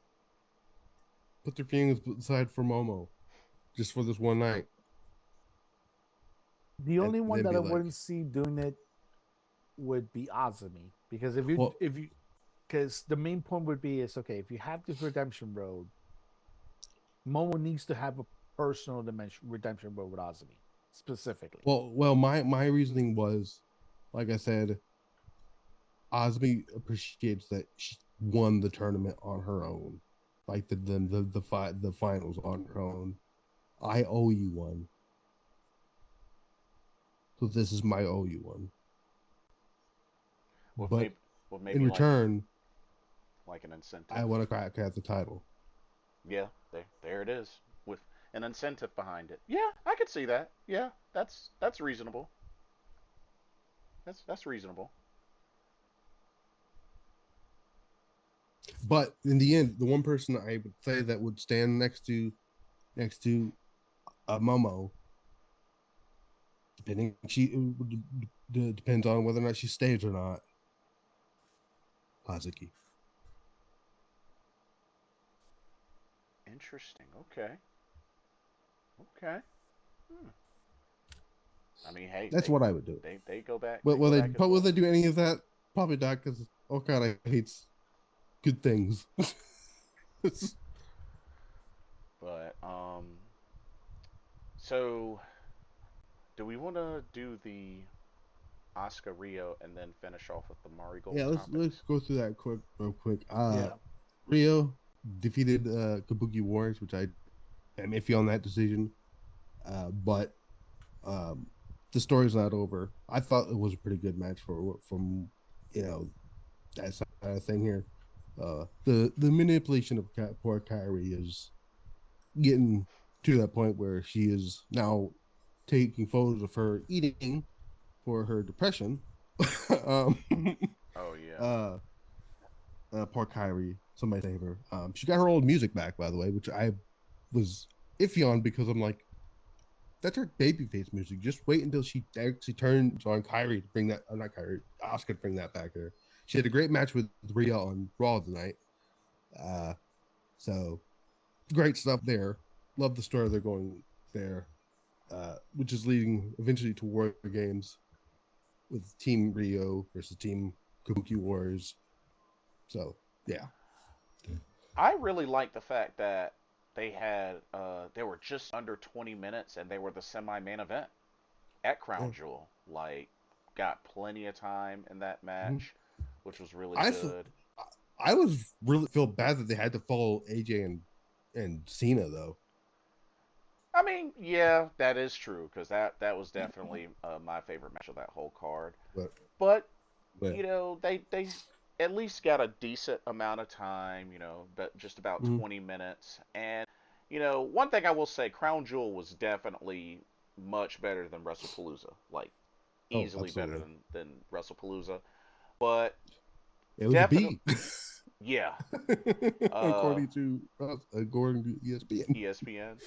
And it's just really good to see how well this storyline has been Mm-hmm. going and how this has been featured I mean, when it was at the point where we saw clips and scenes, not just a wrestling match, but like 3 to 4 clips Oh yeah, of content from the behind, Kyrie Io match on Raw the other night. yeah, it's just Which, it definitely shows that it's a which headline I storyline.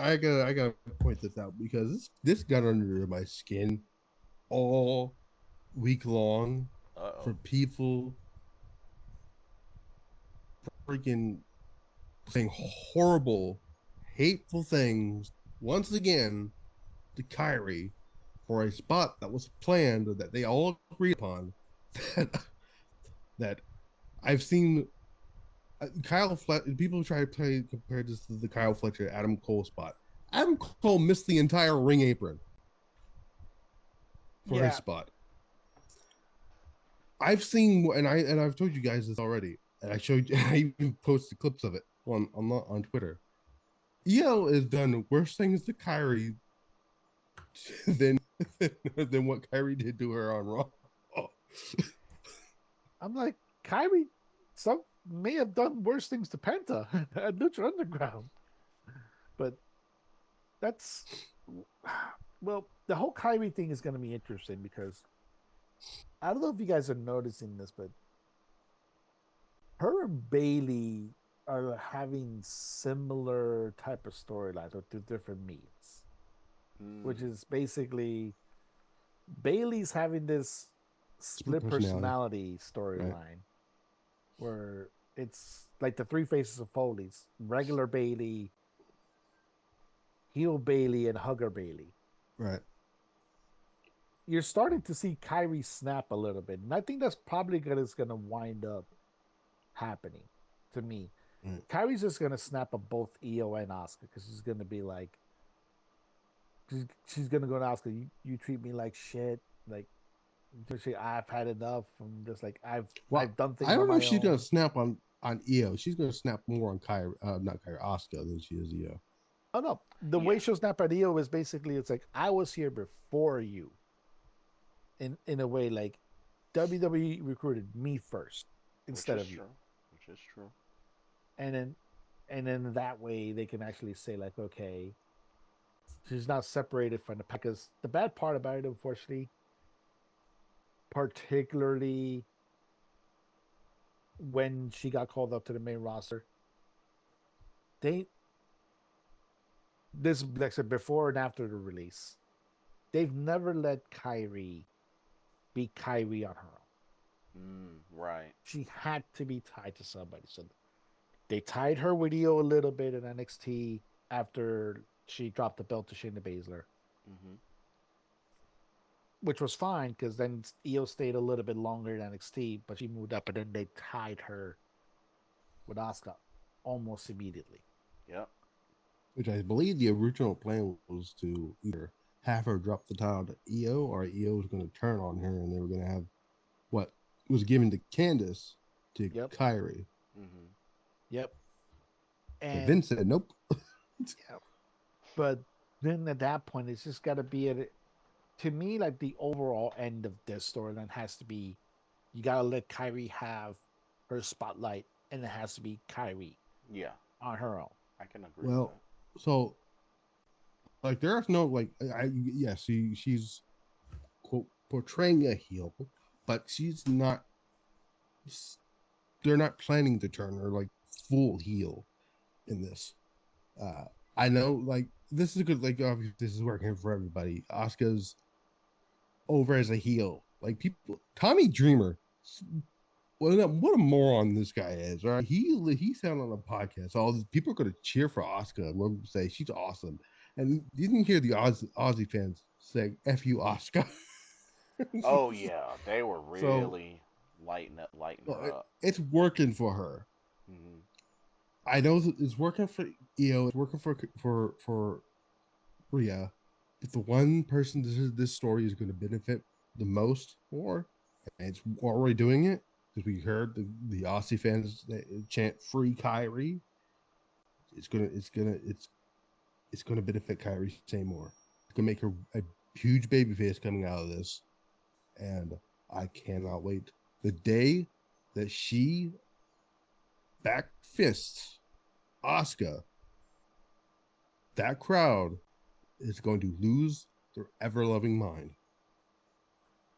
Okay, now if we're gonna, would this be a fair comparison then? Like, it's not gonna get the pop that this got, obviously. Are you going to compare it to the Sami Zayn For this, Roman to the Reigns? Sami Zayn chair shot at Roman. In a Ah, way, I guess you can say it would be like the for the women's division because it's a storyline people are invested in. So I could, in a way, can to a degree agree with that, but not by much. What do you think, Andy? Yeah, I think that the bloodline story was going on for so much longer that I think there was so much more emotional weight to that payoff. But I agree to a degree. I could see that. But I agree with what all you guys are saying. I thought the match was really good. I thought Blitz put it really well when he said almost 20 minutes in a semi-main event. But I think Blitz, the one thing you left out that really stuck out to me, this storyline is nowhere near a woman's title. This is a story they're telling true. independent of either of the two main women's championships, the women tag championships. It's a completely independent story, which is really great to see. Ah, very good detail. Very, very good detail. I didn't even think about that. Yeah, and they have made it work really well. And to that point, just with how the Kabuki Warriors have transitioned, especially to that heel phase, because you could see the seeds were being planted and whatnot, and even they were still showing those face tendencies, reacting with the fans and whatnot. Right. And by the way, I just love like when the segments are over and you hear the Kyrie from Asuka, like to get her to, you Kyrie has know, even changed her Twitter name to Kyrie, yeah, like I and then love she how they've shortened been. it today. I love how they've been like just going with that, and Though I thought it was funny that like I don't remember it was a fan on Twitter said that's gonna be they should be made into like merchandise or something. Oscar's like, no, it's not gonna get over. I would buy it. I would totally buy it. Um, Unfortunately, Oscar was wrong on that one. as far as as far as the spot, the apron spot, yes, definitely have seen much worse. Especially you go back to their matches at Stardom. I mean, these two, Once pile drive Kyrie off a ring apron. I'm just yeah, saying. like these two have lit each other up. But to be fair, we do have to keep in mind the apron is still the hardest part of the ring. Oh, really? And like I'm just I I'm didn't just know. saying there's a reason why it's not a spot you see every match. You know what I I'm wouldn't have saying? I wouldn't have And guessed with the thousands of times they mentioned it on commentary. I would have never guessed. Yeah. yeah, and I guess it's just one of those things where like fans are gonna flip out about it Yep. because I mean, yes, did they do it correctly? Absolutely. I have no doubt, being that they're professionals, they know how to do these things. Like, But it like, doesn't. like But it doesn't change the fact that it's supposed to look devastating and it's supposed to get a reaction. like that Yeah. is like that is Kyrie is best friend. If there was one person she is gonna trust with her body in the ring, it's Kyrie. Yeah. Right. And that's where there has to be that sense of understanding as well along with this, because of the fact that yeah, they've because like I said, I have lost count how many times these two have faced each other, whether it's one on one, singles, like trios, like it doesn't matter. These two have bumped with each other a gajillion amount of times. So Well, according to Joe Tessitore, this was the first time they've ever wrestled each other. Well, And that's what he said that on commentary. he did. I know he meant to say like in singles match in WWE, but yeah. yeah, but that's neither here or there when it comes into Don't get WWE me wrong. or I love Joe Tess, but he does slip up sometimes. yeah, like Joe. Well, we love Joe Test when it comes to this channel. Like we like just Folks, just listen to his call with Cepeda Ivan Voranchik fight in the Yeah, pandemic. Just listen to that, and you'll enjoy it. But there you go. then the main thing probably to me that's probably going to be interesting more about how they react is pretty much it just shows you how conditioned WWE fans are to the WWE style of wrestling, where, like I say, all four of us, we have seen Kyrie and Io do worse things to each other in real time. Yep. Like I saw I posted a video or was there a video on GIF of Io doing tombstoning Mayu on top of Kyrie. Like Oh yeah. like Yeah, and who was in one of your chats originally? It was one of your live streams. I forget which one it was. It might have been one of your roundup streams that you do. And I think somebody had said that mentioned that they're not gonna do go full Joshi or whatever. WWE's not gonna let them. And then the moment they do it, people lose their mind about it. Oh, and one of mine. Yeah, I forgot who it was. It was somebody in your I stream think it was. I chat, think it might have been Logan. I think it was but Logan. and I'm like, you guys say you want it, but when they do it, then you complain about it. Like, like, do you actually want it? like don't beat the dog that catch the car. Well, I think the main thing would be about it is you would have to have the whole division do it, Right. and that requires almost now a complete retraining. Yeah, that Yeah. only certain people are trained at that, which is why when Jordan Grace and Julia did it on NXT, it works because they're both trained to do that type of match. Right. Same thing with Kyrie. Kyrie and Io had a Stardom style match on Raw, which is something you rarely don't see on that show, and it was a fresh thing to see. Yeah. So, but yeah, Good call. but this is not the last time we're going to be talking about Io because she is going to be in the main event of the show that we're about to talk about, Marty Gold Grand Destiny, and I want to pump myself to the back for this one here. Myself, I've been talking about this for months now. About Io Mayu. It was officially made official a few weeks ago, where they had us. Thankfully we did not do a live stream when they did this announcement. They just popped it on Twitter. Um, Yeah, that was a bummer. I was hoping um, for a live stream. but we got a full card finally announced for the show. Uh, for Marty Gold Grand Destiny 2025. Uh, Before we do that, we want to talk about Mirai because Mirai just had her last match in Marty Gold yesterday. Yep. Which I could have sworn that I originally wasn't that supposed to be like a gauntlet match. They No. had the So gauntlet That match was the day before. before. yeah, they had Okay, the okay. day Yeah. before. Yeah. Okay, so I don't know why I thought it was that yesterday, but so she teamed with Mai Sakurai and they took on Darkness who did Revolution. they? That's right. Chiaki and Nagisa Nozaki. And you pose the question now: what's next for Mirai? That is a great question. What is next for Mirai? So, they were able to get the victory. Mirai Zaku, of course, pretty iconic considering they were the first Marigold Twin Star champions.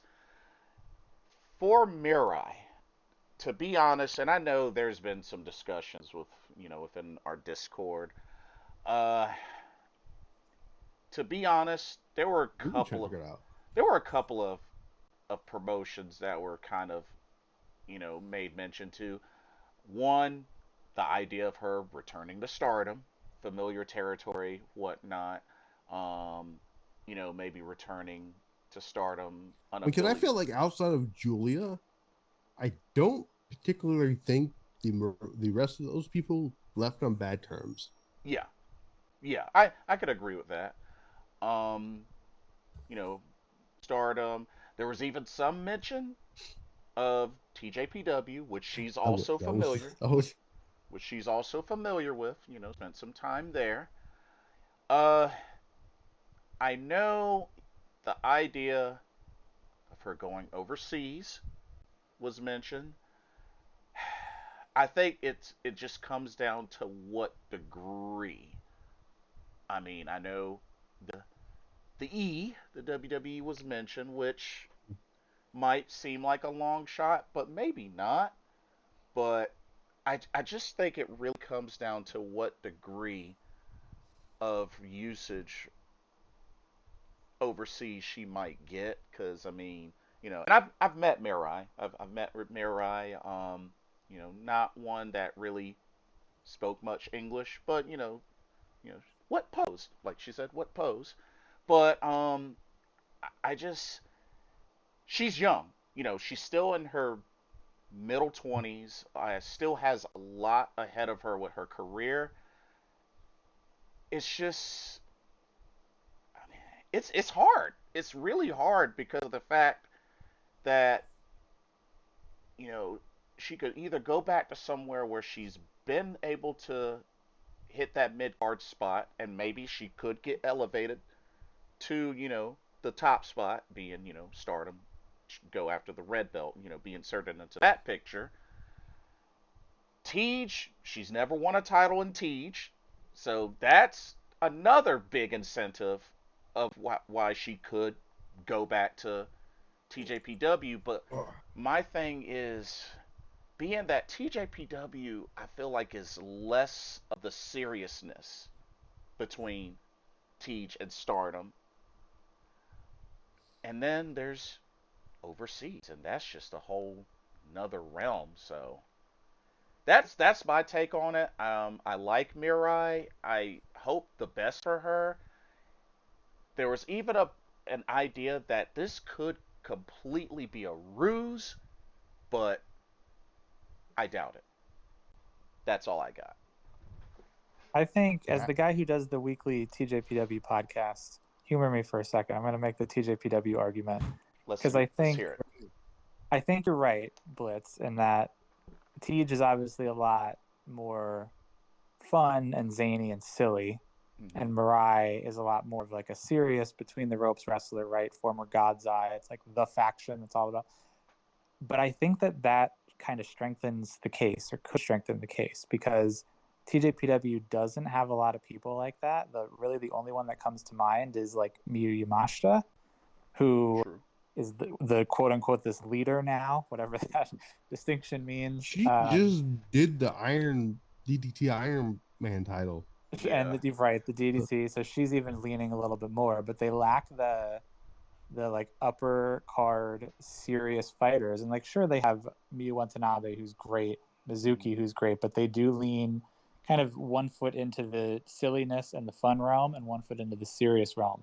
And if you bring in someone that, I mean, Mirai can be fun and can be silly too. Like, she used to do a lot of those skits with Saki Kashima a couple years ago, and Saki came and got right. Like, Saki probably the one carrying the most weight in those skits, but I think it could be an interesting kind of challenge for her in a way, and then she would easily slot into the main event scene, I think, for TJPW. That's me as the guy who does the Tej podcast. I think realistically, my answer is that she probably goes freelance. And to add on top of that, I can vouch for Mirai being a goofball, because she was totally a goofball at the Marigold First Stream meet and greet. I think I agree with if she were to go to the we go back to Tej with Andy on that thing. But I just something tells me that the way she abruptly announced that she was leaving the company, which was just out of left field, something tells me that I feel like she had a discussion with Okada. And I think he's going back to Stardom. You think she's going back? Okay. I think the other thing that supports that too is she gave an interview. I think it was Tokyo Sports maybe, or one of the similar newspapers or whatever, where she said she's been having these feelings for like a year or something like that, which would be maybe 3 months, 4 months after Marigold started. Mm-hmm. It almost feels like a buyer's remorse in a Yeah. sense. So I think you could be onto something, Matt. Well, Because it was just weird. I'm like, if you've had these feelings for a year, then why did you leave? well, we also got to keep in mind though, Mariah has a tendency of not sticking around companies That is for also a fair. good Yep. while. That is a key detail. Yeah, like She so she's this. the Andrade of the Japanese wrestling. Which supports the freelance argument, I would Yeah, say. Right? Yeah. yeah, which is one of the things because like it's it's kind of like the argument between like the three parts of you, the heart, the logical part of the brain, and the chaos part of the brain. The heart would tell me Tej because in many ways you can already see like just putting Yamashita back in as like a quote unquote leader when she herself was already having speculation that she would be leaving. I think I think Coda wants, at for as crazy and as zany and as fun as Tej is, I think he wants it to have a serious element at the same time. Yamashita provides that, and bringing in somebody like Mirai, who has helped so many rookies in Tej when she was there, Good point. it reestablishes to that point because could you imagine how much further Toga would be if she was under Mirai's wing? Ooh. All right. Yeah. Like, yeah, oh, hell, my hero, Kira Summer, maybe even Yuki Arai. Like, those three alone could benefit immensely from having somebody like Mirai there to guide them through the steps. Yeah. So there, that the heart would tell me Tej. The logical part of my brain would say probably going back to starting because it's an easy pivot. You could just slide back into God's Eye, particularly if Tomoka winds up going to Neogen. So God's Eye keeps the same level of membership. It's somebody that's used to it. You don't expect her to challenge that much. If she gets another white belt run, okay, that's good. She'll probably challenge for the red belt then at that point. But she's there because she's well established and it works out. Now, Now. Oh, go ahead. see, Oh, no, I was you're about still to say free. like no, but then the chaos part of my brain is the suddenness of it. While Misfit thinks that she had a conversation with Okada, the chaos part of my brain says she got a phone call either from a 203 area code or a 904 area code. Ooh. Oh snap. And Oh shoot. Well, my thinking of that is if she did get a phone call from Stanford, I don't think she would have to leave Marigold then because uh, even though uh, she was injured during most of her run there, they were going to let Julia wrestle both WWE and Marigold. until that injury, though. Yeah. And then the injury happens like, well, yeah, I'm about that, Rossi. So It's well, and the and main Mirai's reason, not hurt. So as far as we know, Mirai's not hurt. yeah. So But we also got to remember she did not leave Marigold on bad terms. Right. no, She left in pretty decent terms, and she's even said it. Maybe I'll be back one day. It does, which is why people think it's a ruse. yeah. Most So. people think it's a ruse in that manner, but what? Okay, you got to think about this. WWE is about to go to Japan for the little tour Yep. Real in that Goku. manner. And they've already reshuffled Oh a yeah, bit of the card. Like Like, Because originally Julia was going to wrestle on the show. Julia was She supposed might to wrestle Kyrie. Yeah, she might still wrestle on the show, probably like Tiffany Stratton or something. But she was originally supposed to wrestle a triple threat match with Io and Rhea for the title, and then she was going to have a non-title match the next night against Kyrie. Yes. And then that was changed to the Kabuki Warriors versus Riho, and the triple threat match, I believe, was changed to something else. Yeah, and if we're gonna follow that logic, you also got to remember how Julia wound up forming DDM. She came in from Ice Ribbon, pretty much an outcast, realized that she couldn't fight Oedo Tai on her own, or Tokyo Cyber Squad on her own. Right. So she needed to recruit people.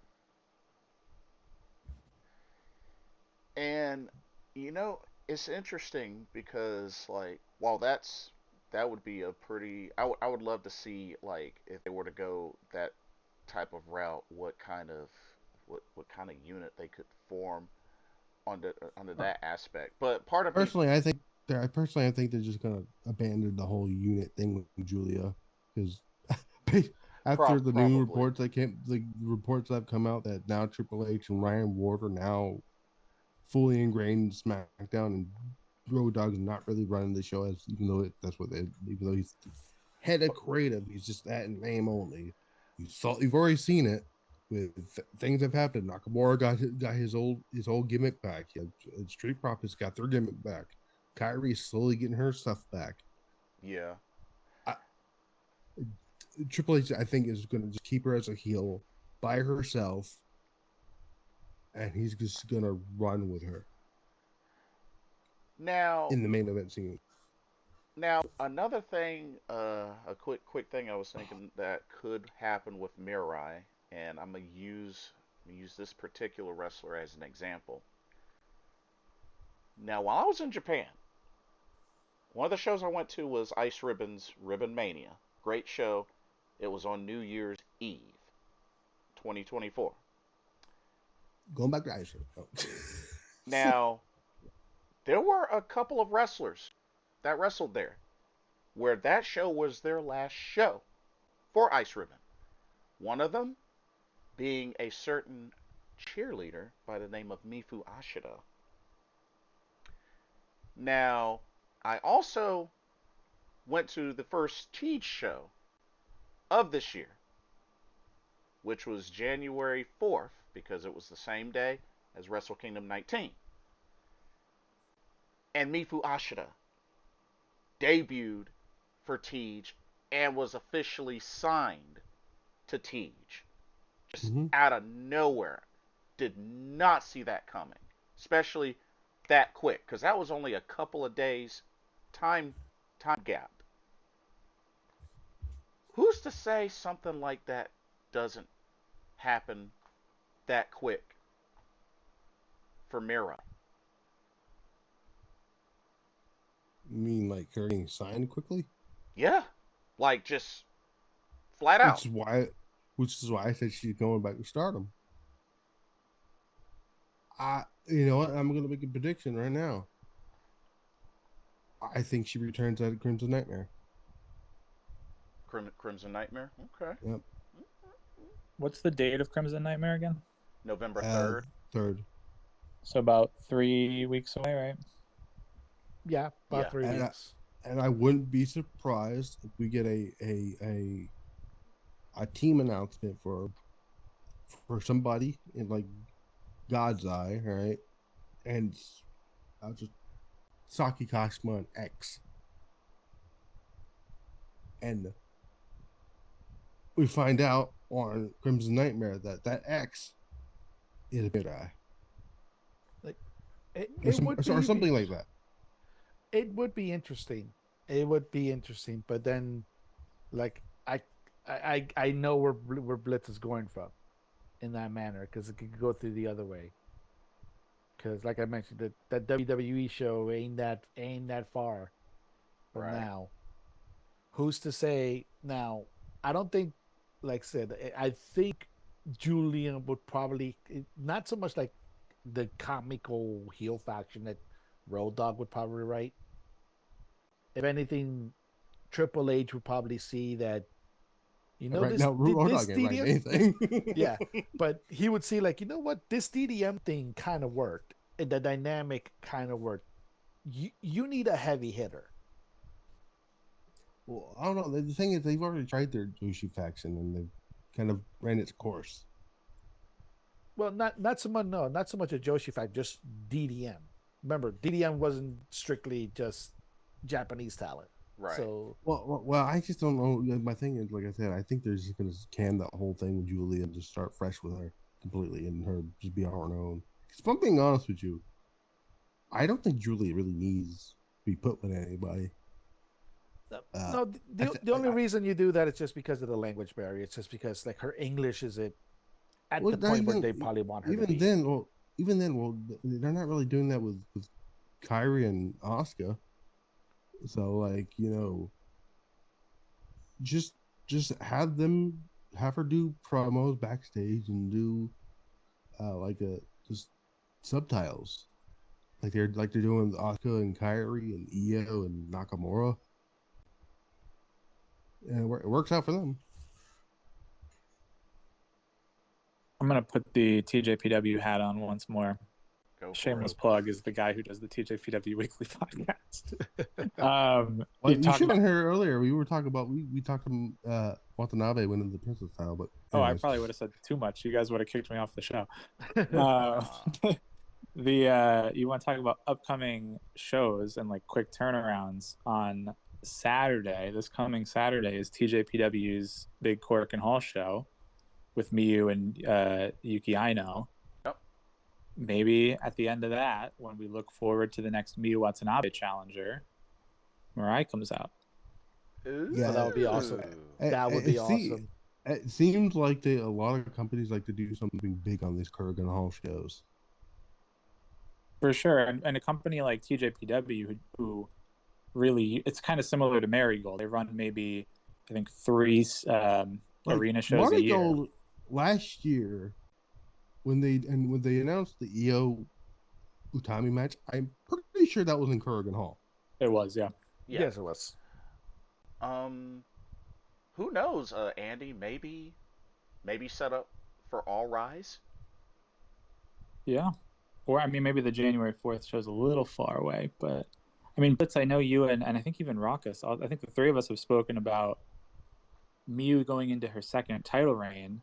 Mm-hmm. She really beat quite a few people in her first title reign. Like, who do you feed to her next? It would be a great fresh opponent for her. Yeah, we also threw out the name Yuka as well, but like the only pillar she did not beat, and she kept invoking her name too, leading up to Grand Princess. So anyway, yep. TJ, I'm getting too far down the rabbit hole. Sorry. No, you're good. I like that idea. We'll see. We'll have to watch that show, see if they do that. Yeah. But now it's on to not Crimson Nightmare. I'm looking at the Grand Destiny. I do have, speaking of Julia, there's a little note here.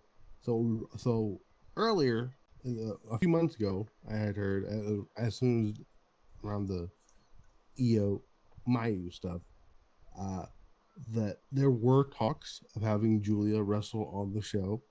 At the time I pitched and like I tried to stretch for people think I was saying this match is happening. No,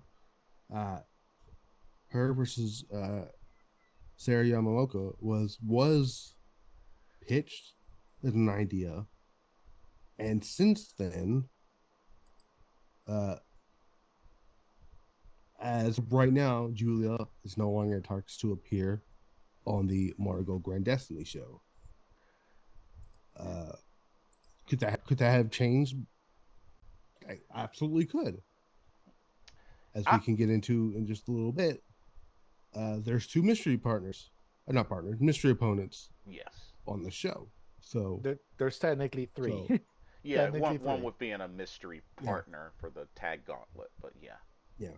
We'll get into the card in a second here, but So what's in that little news that I was able to find out when I was asking around, what about this and this? The other, because Rossi, come to find out, Rossi has already stated, it already takes a lot to bring in EO. I think EO may have blown the budget again. So Keep in mind, I don't think it's a situation where EO is actually asking for the money. I think it's WWE saying that no, Yeah, no, like no. you need to He's be that's what paid. he said. He said it's a yeah, I think that's exactly what it was. yeah. So, Andy, what do you think? On the money piece, I can almost promise you it was WWE. No, just kidding. Yeah. Yeah, I think it's shaping up to be a good show. I am curious who the mystery opponents are going to be, or the mystery tag person. Do you think that they are kind of showing their hand by calling them? I think they're calling them S and M, right? Not X. A little bit. Well, they said S and M, and they're both calling them heavyweight. So I don't know.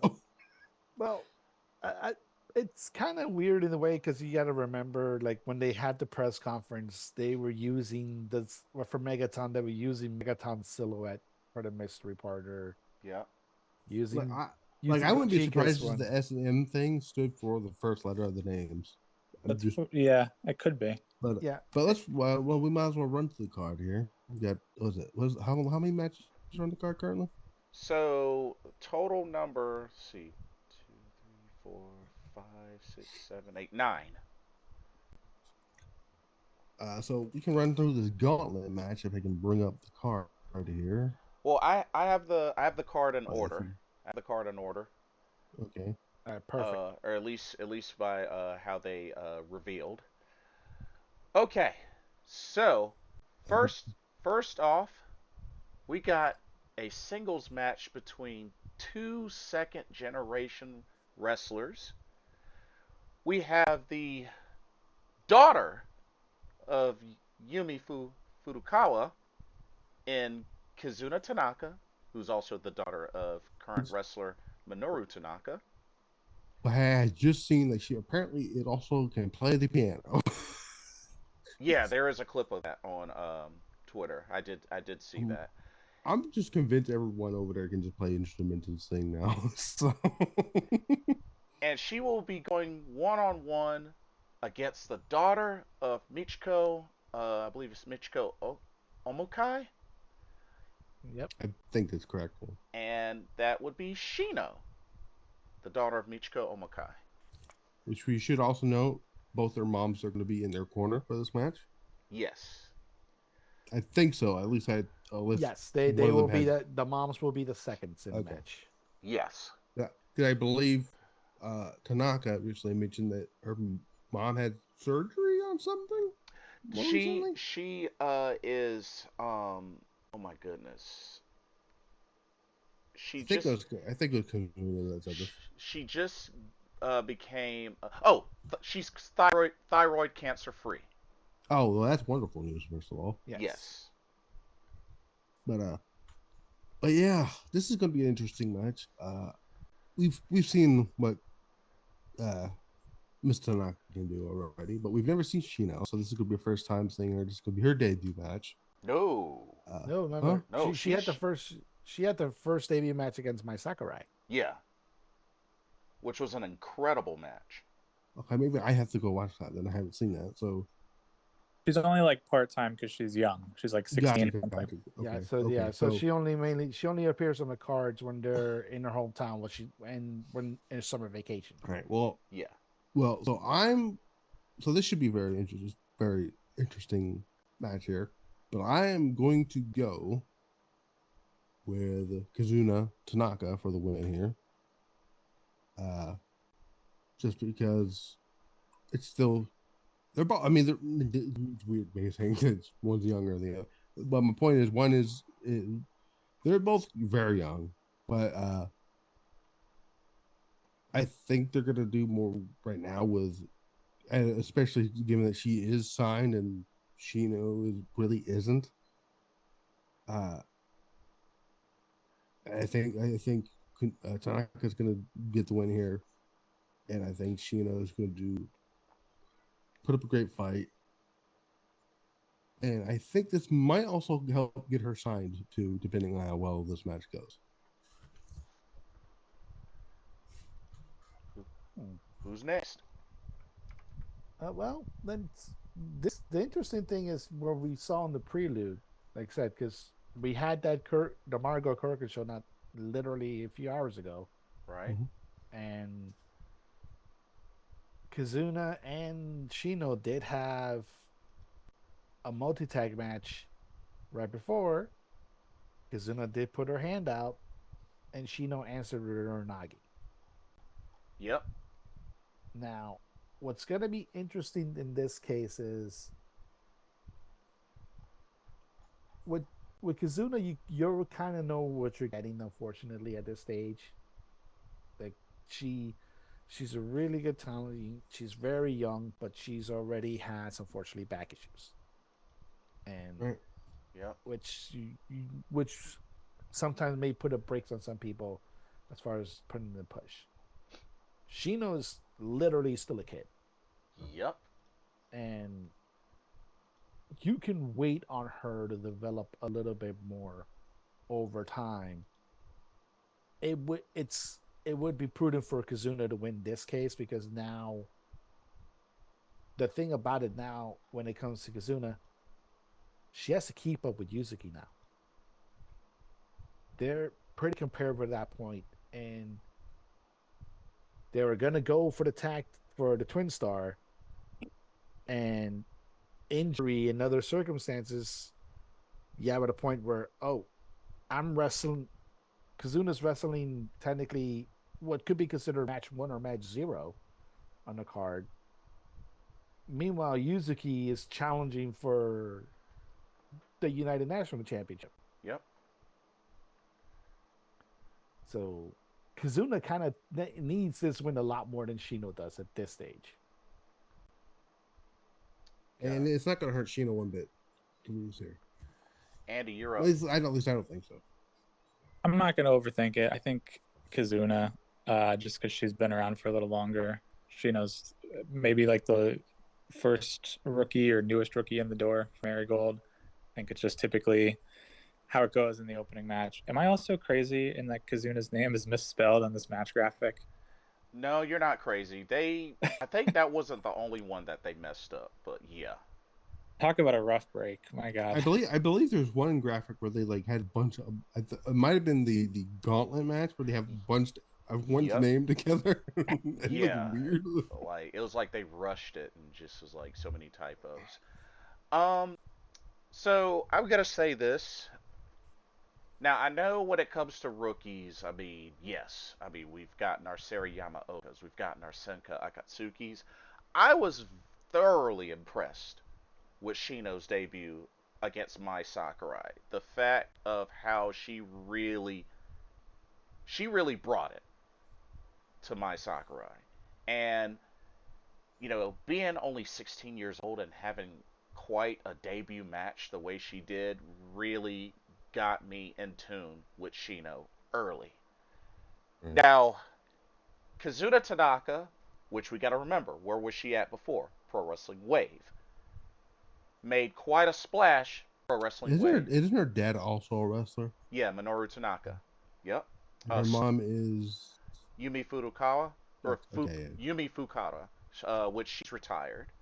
But yes, Kazuna has gotten her feet wet quite a bit and was also former Wave tag champion with Honoka. They were known as Harmony.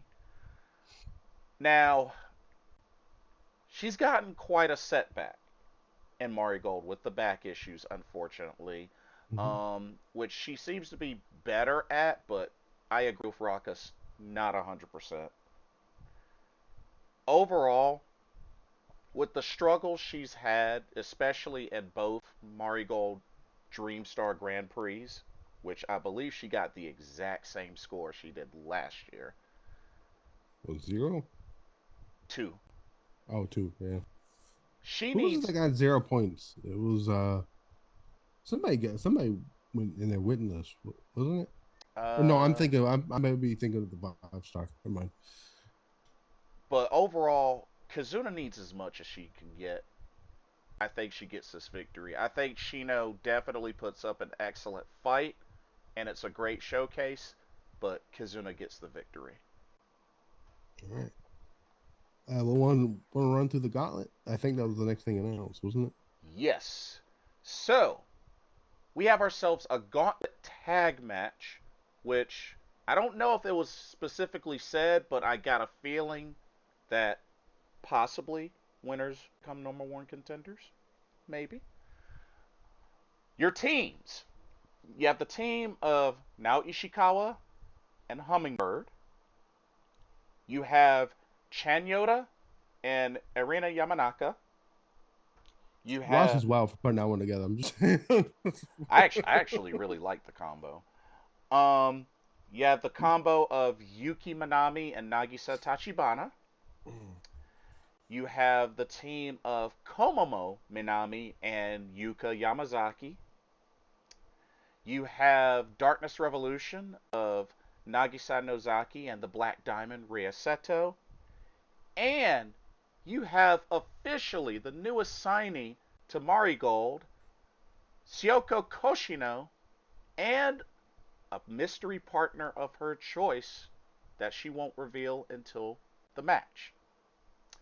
And for those that don't know, I'll go ahead and say it. Syoko Koshino is not only a singer, but she's also Flying Penguin without the mask. Okay, so first of all, Nanao Ishikawa and Hummingbird. Hummingbird. I already know Rockus and Hendrix are gonna go lose their mind over this because the whole it's happening, folks. With it's the great stars over there at Marigold. Starlight Bird. Starlight Bird and Tim, not something. Sham Nakano. Sham Can't, Nakano. there's a I'm not gonna.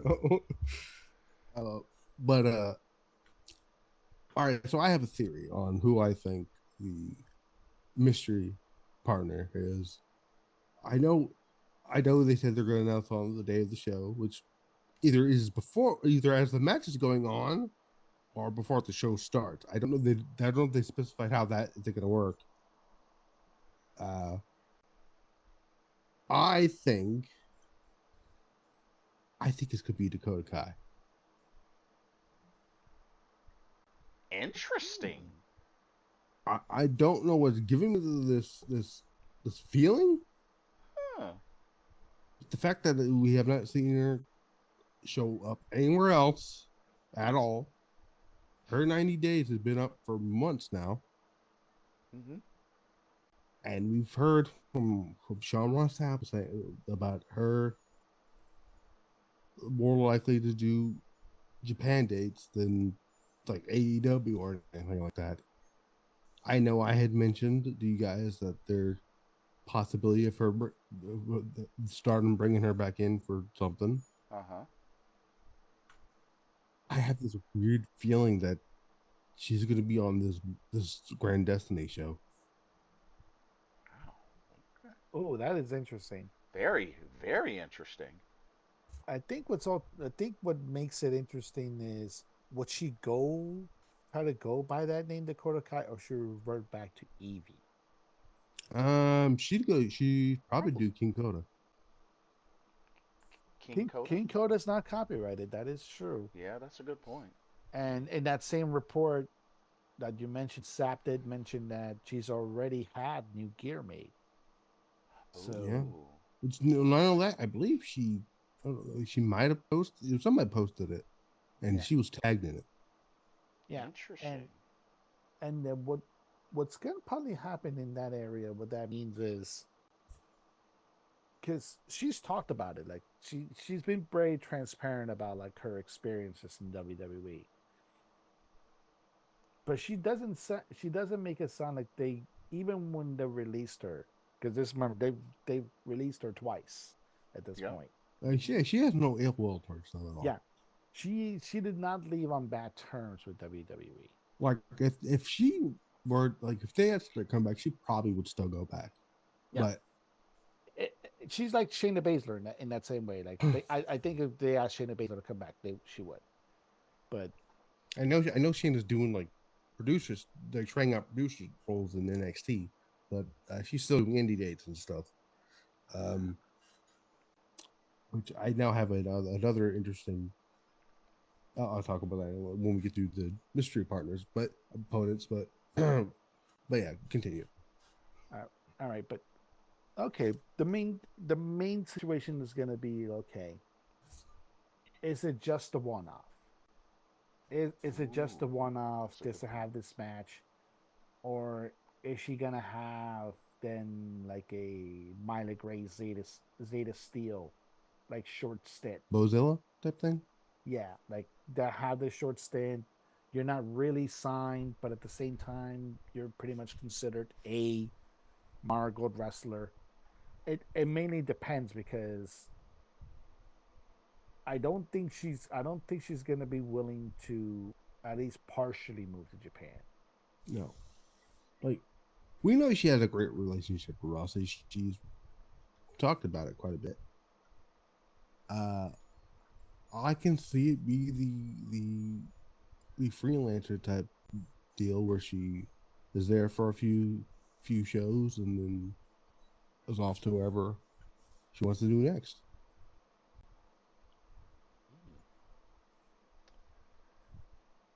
So, oh, did y'all have a Oh, do I idea? have a winner? Uh I have stands, not stars, stands to win. Hum, Hummingbird and now Ishikawa? Nope. What's her name? Starlight Starlight Okay. Bird. Bird. All right. All right. Starlight Bird. Okay, now I'll second that I'm motion. knocking on Starlight Bird. Yeah, I'll second that motion just because I know like most of the other teams, unfortunately, outside of Chen Yoda and Yamanaka, either have a rookie or are completely consistent of rookies. Yeah.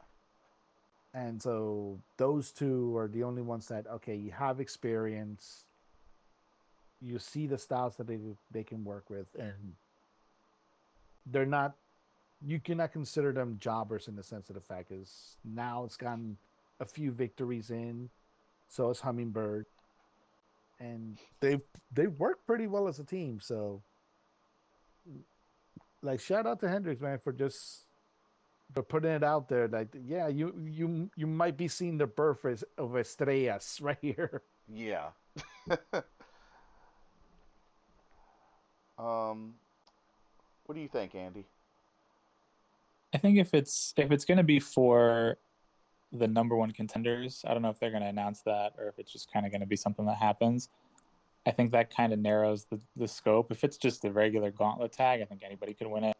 Um, I'll switch it up. As much as I love Now and Hummingbird, I'm gonna say Nagisa and Rhea Saito.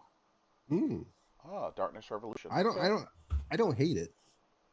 I And then mean, for the mystery person, I do love the idea of Dakota Kai. I think that's a really good idea. The only other thought I had is maybe somebody from Marvelous somehow squeaks their way in. I know maybe it's awkward with the feud, but the only Marvelous representation is Maria and Rika right now. So I could see maybe somebody else squeezing their way in.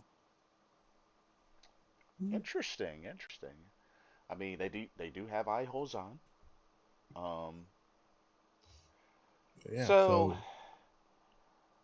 so this is an interesting one. So first off, I'll say this. I'm gonna narrow it down to one of these three teams I could see winning.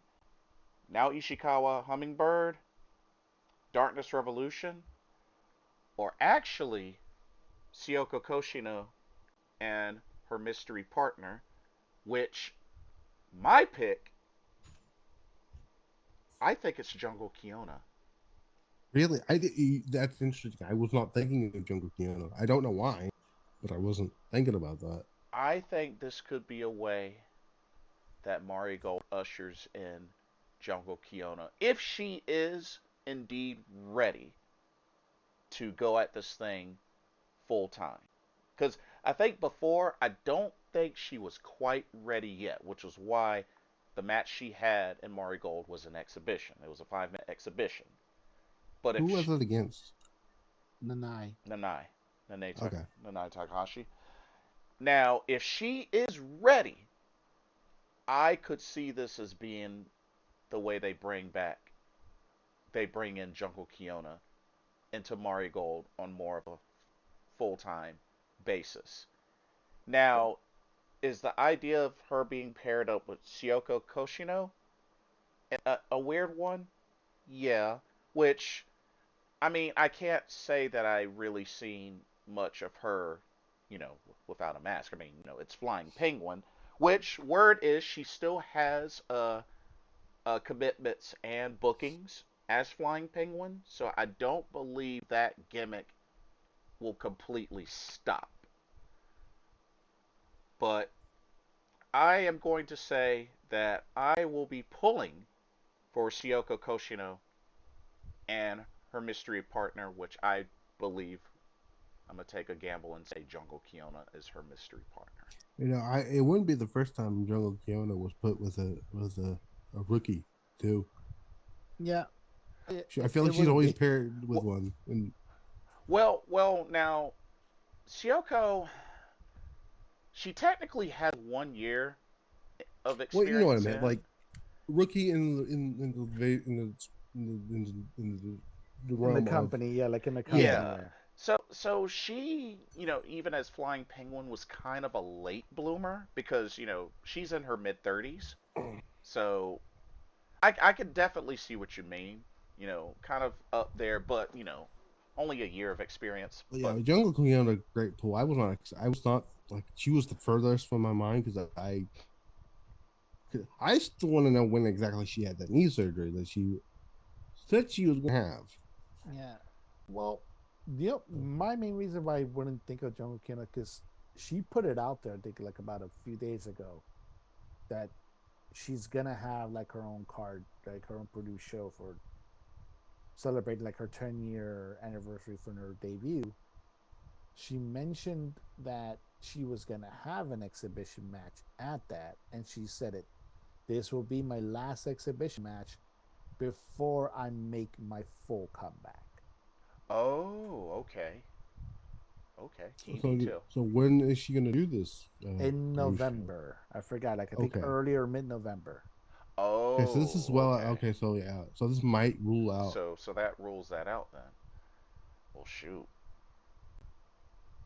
I'm still gonna Well, go. I'm still gonna go with Sioko Koshino and our mystery tag partner. well. So here's an interesting thing. That we can't now just because she doesn't wrestle on that show. I wouldn't rule out an appearance from Jungle Kiona on that show at all. Just in general.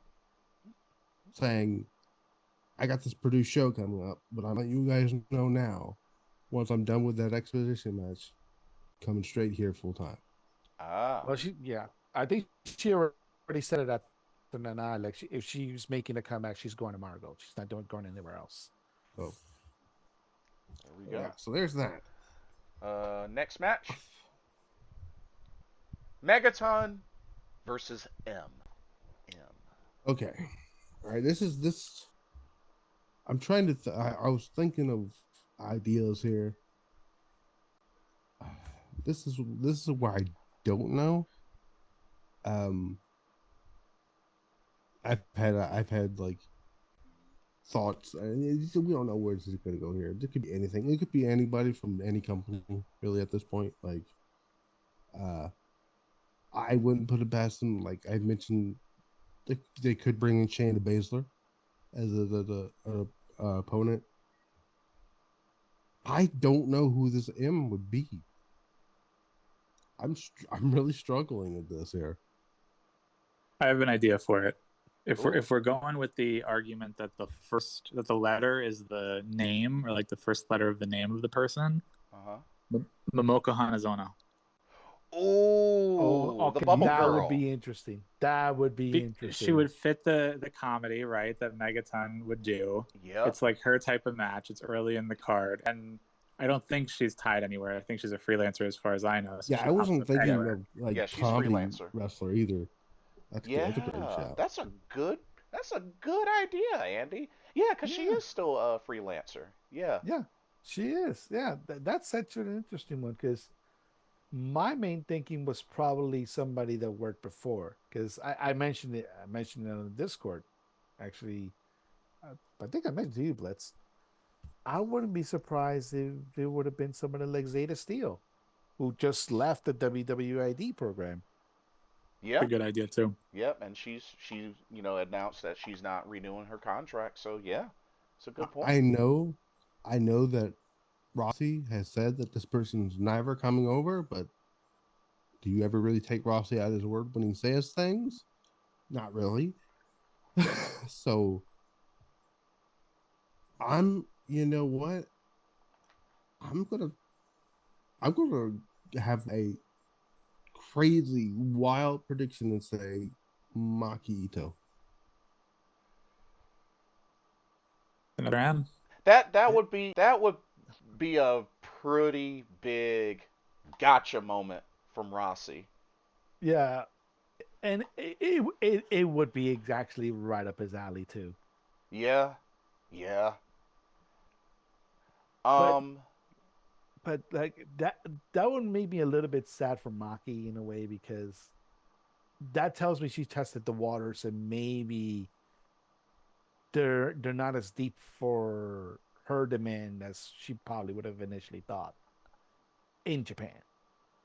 Uh huh. Oh, I thought you were gonna say overseas. I'm like,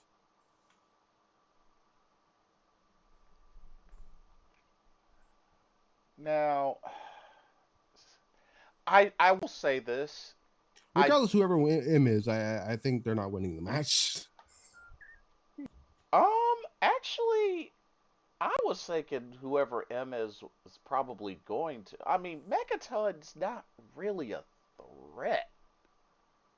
No, she's not. Like she fears all types of pain. Yeah. So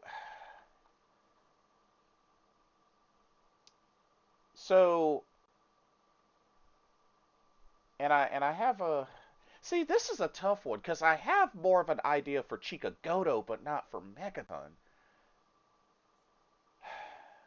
What does it? I need to know if this person hates Ross's guts or not. Does Io's sister hate Rossi Ogawa? No, No idea. mm, she no, she doesn't hate Rossi. Would she do it though? She well, let's see. Okay, she's made seedling her home now mainly. Yeah, because her and Natsu are the tag champs. Yeah, and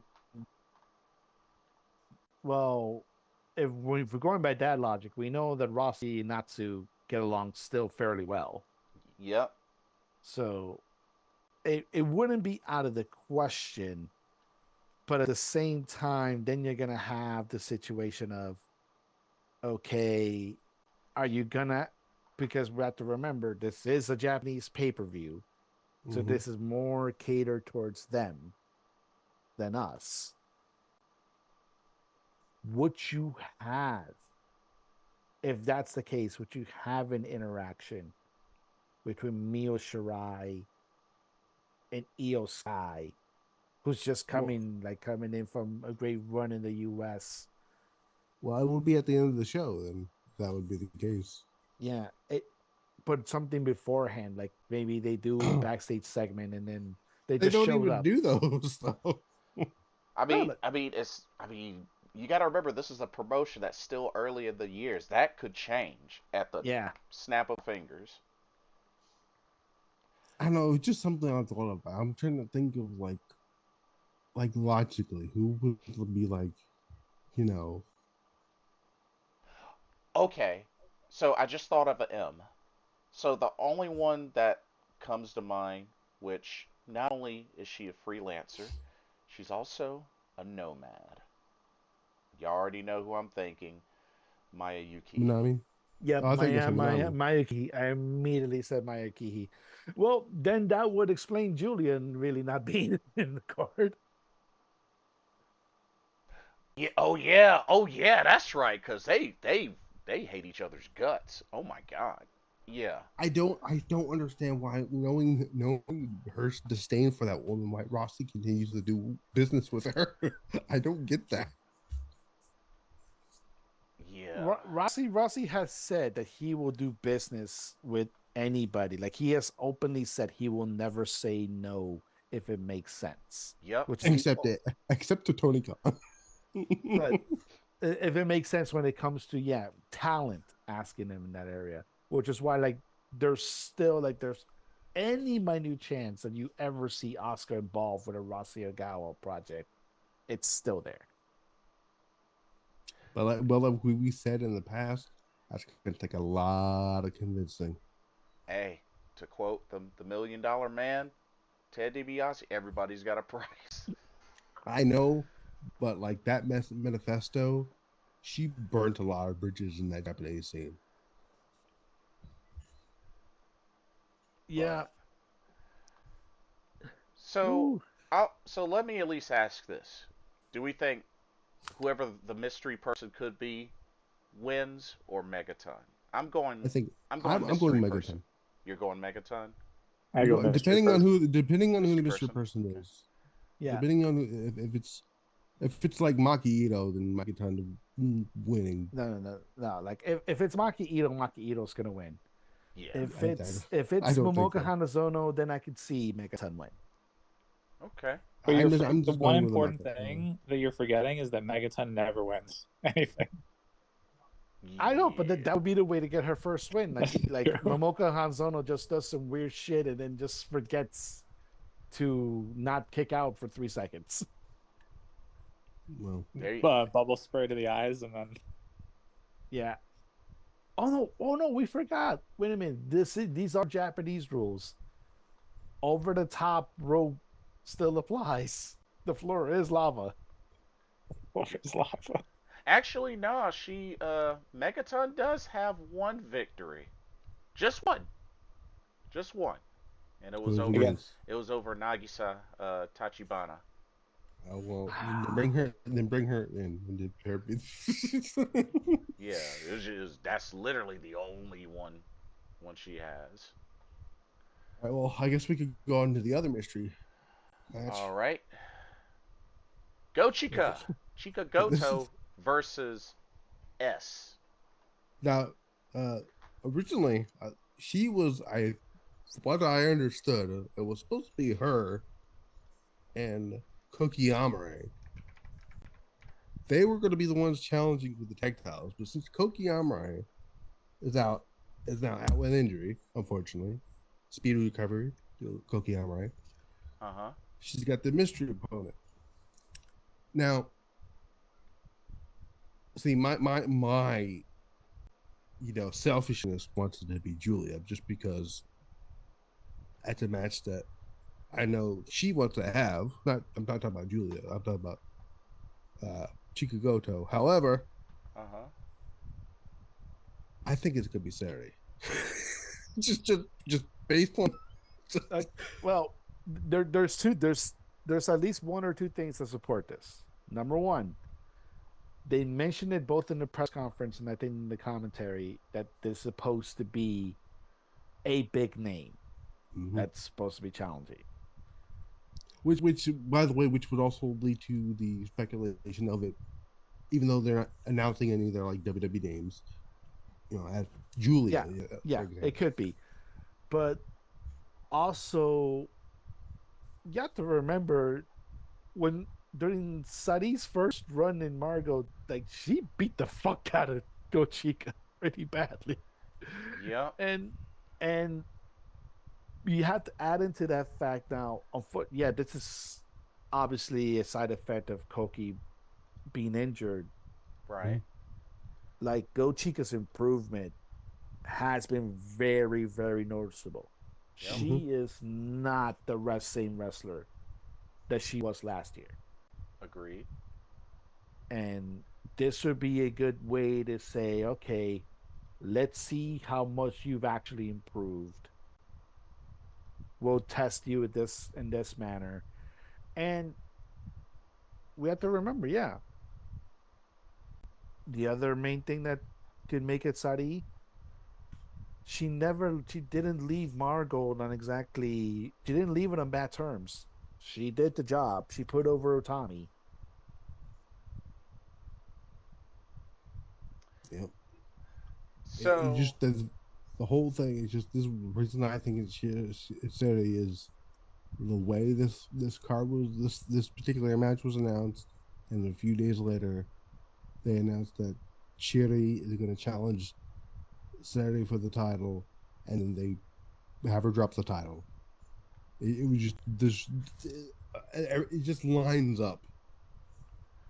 so I had three choices, three possibilities. Was Uh, this before? Was this before this the Sari thing? Sari's one of them.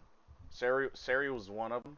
Now, was she always an option, or was she just Yeah, that was more recently? yeah, mainly because of the fact that you know, like I said, still technically freelancer, and just because like if there was a chance that they could get her back on Bari Gold without with her, not having to defend the title or anything, they could save that for Grand Destiny.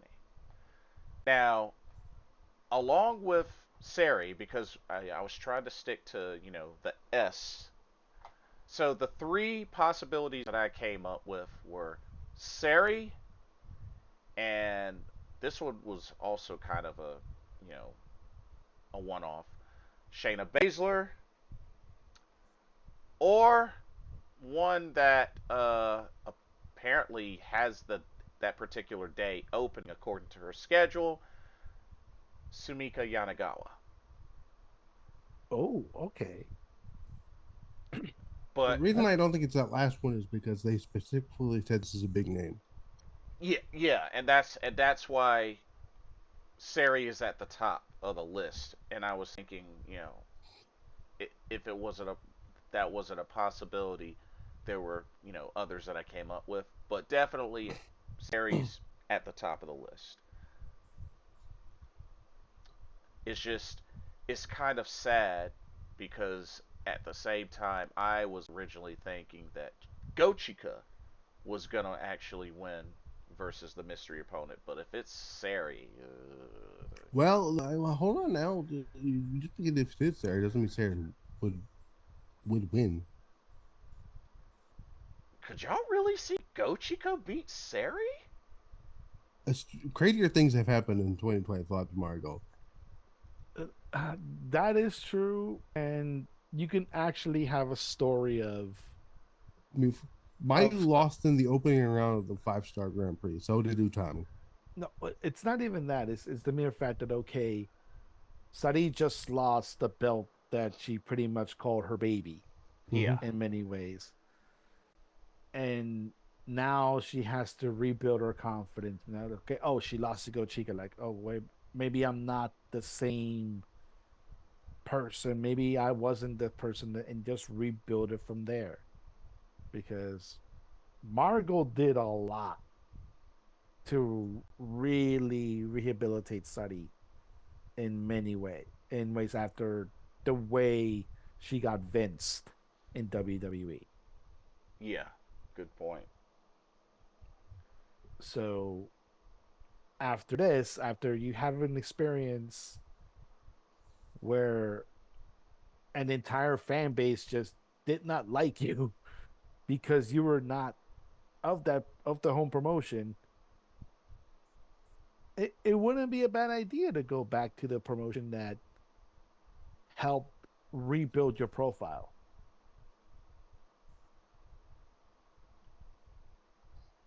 There we go. Yeah, Andy, I what do you think? I'm leaning towards sorry. Um, the only other thing I could think of that maybe we didn't say, it's not like a quote unquote a big name though, would be Senka, maybe. Okay, I mean, Just thinking of S's that would have I'm some not sort even of a thinking pop like thing. S's at this point. It's just like the fact that they made like had they not said big name, we could have just had anybody at that point. But the fact that they specifically said, I think it was Chikagota that said the big name. Yeah, Go Chica's the one that said it. That they told her it was going to be a big name, but it's also the fact that you normally see X being the Yeah, main wrestler. Like, Yep. I, and unless they just wanted to avoid because they do X, double X, and triple X for obvious reasons, and you want to avoid that. Uh, but it's an interesting play of how The they want to do it. the other name I which is a long shot, but the other name, if it's not Sari, then I can see it being Julia as that one, or I don't know. I don't know who else would be, or I'm trying to think of big names that are either with their like who's either not signed or is. Yeah, I mean, you know what? Would you be open to like a Jordan Grace? That would actually be interesting. I mean, she has experience. I mean, she wrestled at Sendai Girls, against Big Bosh. So I mean, it's not exactly impossible. Because I'm thinking about like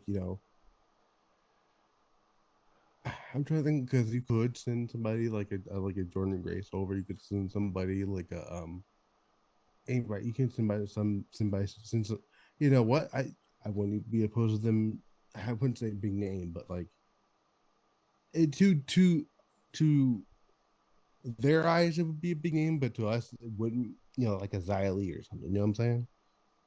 Or okay, if we're gonna keep the S thing on it now, granted, yes, this could be out of left field for completely different reasons. Why not somebody like Hikaru Shida?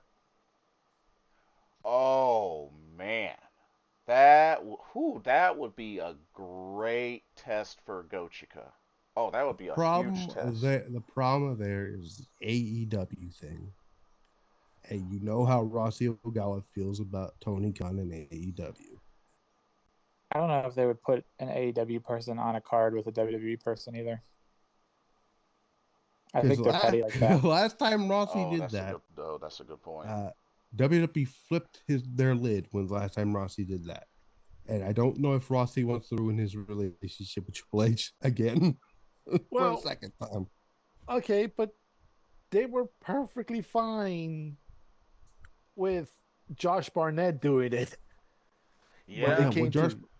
Josh Barnett didn't go out there and says WWE versus AEW promoting it like that, like Stardom did.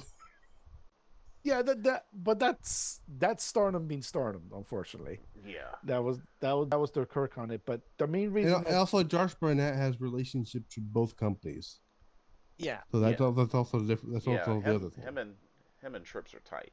yeah. So But this is the other reason why I would say Sheeta. She has been given a lot of leeway, granted because of the visa situation, true. That's a to good point. do what she needs to do when it comes to dates. And while the visa situation looks to be resolved, she hasn't popped back into AEW yet. You know what? I have a name. I have True. a name. She currently cannot wrestle in the United States or at least overseas as far as I know. What if it's Vinny? Vinny. Benny? Oh, Yeah, Oh, Vinny. Oh. yeah. Okay. that would Oh, be okay. Because you mentioned Sheeta, I brought like, oh my god, that brought me back to Vinny when she did the tournament. I'm like, Yeah, the women's tournament. Oh, yeah. ooh, hmm, I mean, there's a name. Vinny, There's Vinny. there's a name right there. I mean, Vinny's a freelancer, so I mean, hey. Now, if Vinny comes over, I could see Vinny go over and win the match. So Shoot. those are my three picks there. top being Saturday, Julia. Actually, you know what? Saturday, Vinny, Julia. Yeah, Okay. but I think almost all four of us have Sadi being the top of Yeah. that list. Yeah. All right.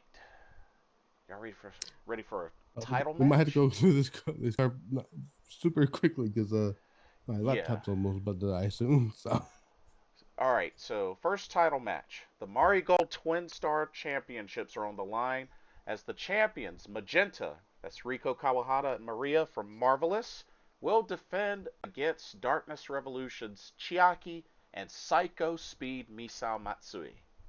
so my thought process here was I originally thought they were going to drop the titles because I assumed that they were going to originally face Twin Twin Tower. Towers. Uh-huh. Now that's not happening. I'm less sure they're dropping the titles. I am actually picking Darkness Revolution to win, Really, and Misao Matsui gets her first championship. really. Even if this wasn't the planned match to begin with. Yeah, I'm Oh, going Darkness Revolution. Yeah. Interesting. I'm gonna do the same. I go to Darkness Interesting. Revolution with Yeah, this. yeah. I'm going. But I got a going question. back. Would you guys both all agree that you think the original match was going to be Twin Towers versus Yeah, Magenta? yeah. Yeah, Yeah. I think it would have done either way. The main reason why I would probably say is we talked about it. We talked about Mirai. Mirai literally told Chiaki, "You better bring those fucking belts back." It's kind of like Jimmy Johnson when he left for the Cowboys. He told the Miami Hurricanes, "Whatever you do, beat Notre Dame." There you go. And not only that, to keep it real, after the show out that Misao Matsui had in the Dream Star, I think it's more convincing to make the move and put the title on her. Yeah, you're gonna have to pull the trigger on putting the belt on Miss Matsui at a certain point because obviously, well, depending on who we pick for the white belt for the United National Championship, that's probably going to be the belt that Matsui targets right after. Fair, yeah. So, overall, uh, so Matt, are you going Magenta still? Yeah. Okay. Andy, you're going Darkness Revolution. Yeah. Raucous, Darkness. Darkest Revolution, yep. Okay. Alrighty, now we're about to get to some real grabs. Special singles bout: the super rookie Sari Yamaoka versus Big Hosh from Sendai Girls, Chihiro Hashimoto. Hmm. I'll go first. So, this one was originally one I thought was going to be Sari Yamaoka Julia, but I definitely like the idea of Big Hosh. Sari Yamaoka, I would love to see how she fares, in a match with Big Hosh. I expect to see a lot of groundwork, a lot of takedowns, and just really a showcase of their grappling ability. As cool as it would be to see Sarayama Oka pick up an upset similar to how she did against Mayu, I think she comes up short against Big Hosh. So I'm going Big Hosh. Yeah. Yeah. So like I had said earlier, the match with Julia was pitched, but that was as far as it got. Uh huh. Was a pitch. Um, I was also on the impression that they were going to do that match there. It was the reason I thought that is because the way they kind of said, "Oh well, it would be great and all to defend the championship at Grand Destiny, but I have another match I want to have there." Um, but I also think Big Hosh is going to get the win. Yeah, Hashimoto should win this out, but it actually is kind of a blessing in disguise. If Julia was the proposed opponent and it became too complicated to include her this time, Mm-hmm. it's it may turn out to be a great opportunity then for Margot and Rossi because now you've already tested the water with Marvelous, and it's turned out to be a very rare food for the endeavor for both of you. Agreed. Why not test that with Sendai Girls? It's a good point, considering Sendai Girls is on the rise, and I should point out that Margot's the one who pitched this match to Julia. It wasn't the other way around. oh, okay. Andy, what you got? I'm gonna go with Big Hash, but I do think that Sari Yamaoka is gonna have a pretty good showing. I like that the tagline of this is just "That's wrestling." That's what it says on the graphic. Yep. So I think we're gonna Yep. get a lot of that. Well, hey, But we yeah, can't do any more of those. What did now call them? Passion Oh injection. yeah, What all are they passion passion called? injection injection. matches. Yeah. Yeah. So now they got to be that's wrestling now. That's wrestling matches. That's wrestling. So big hosh across the board. Yep. Mhm. Alrighty. Okay. Time for another championship match.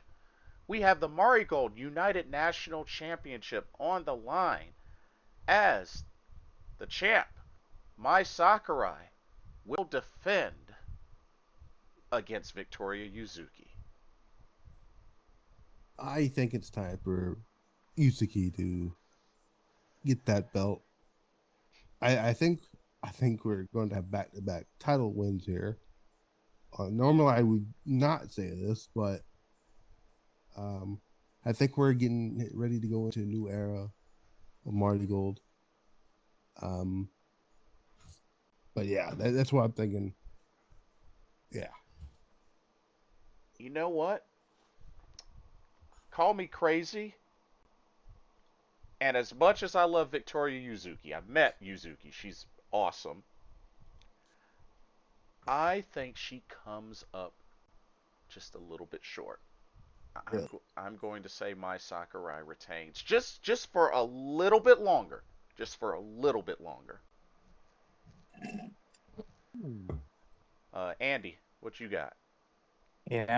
Call me crazy. I'm gonna agree with Misfit. I think it's gonna be Yuzuki's time. She had a really, really good tournament. I think what she was runner up in the tournament, right? Like Mm-hmm. I think it could be time. I know that Mai's held the belt for almost a year.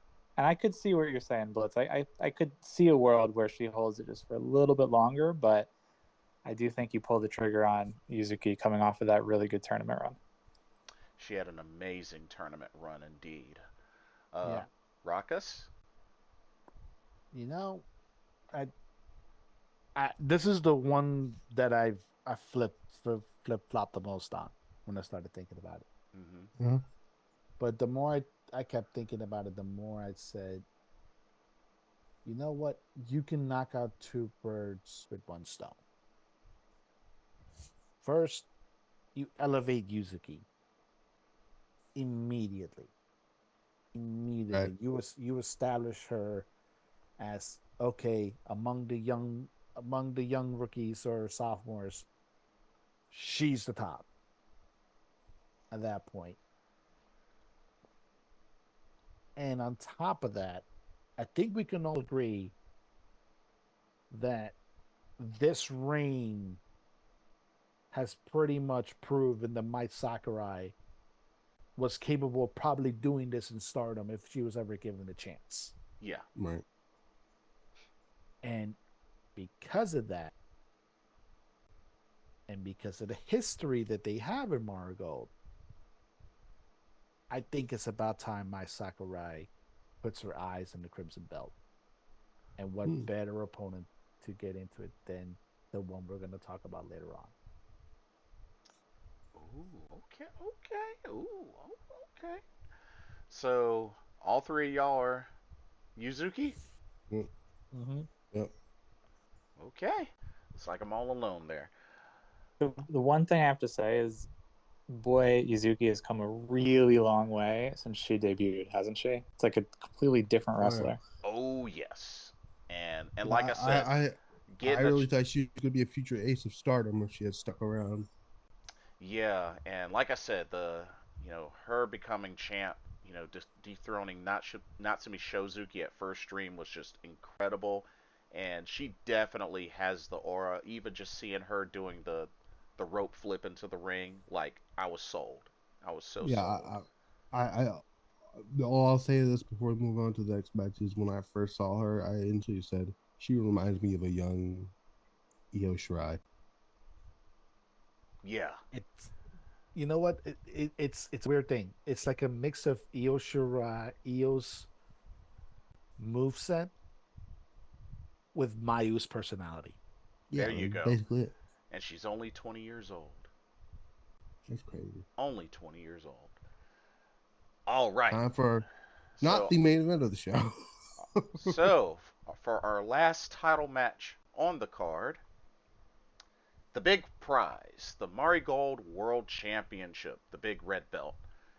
As the Red Queen, the champ, Utami Hayashishita, will defend against the 2025 Dream Star Grand Prix winner, Miku Ayano. Now, before we get into the meat and potatoes of the match, earlier today with Tokyo Sports, Utami talked about her frustration of not yet again main eventing the show as the world champion. She says it says Utami on her frustration that Io and Mayu is the main event of Grand Destiny over her world title match. She says, and I quote, including my previous promotion, this is the fourth time my title match has been placed in the semi main since I became the promotion's top champion.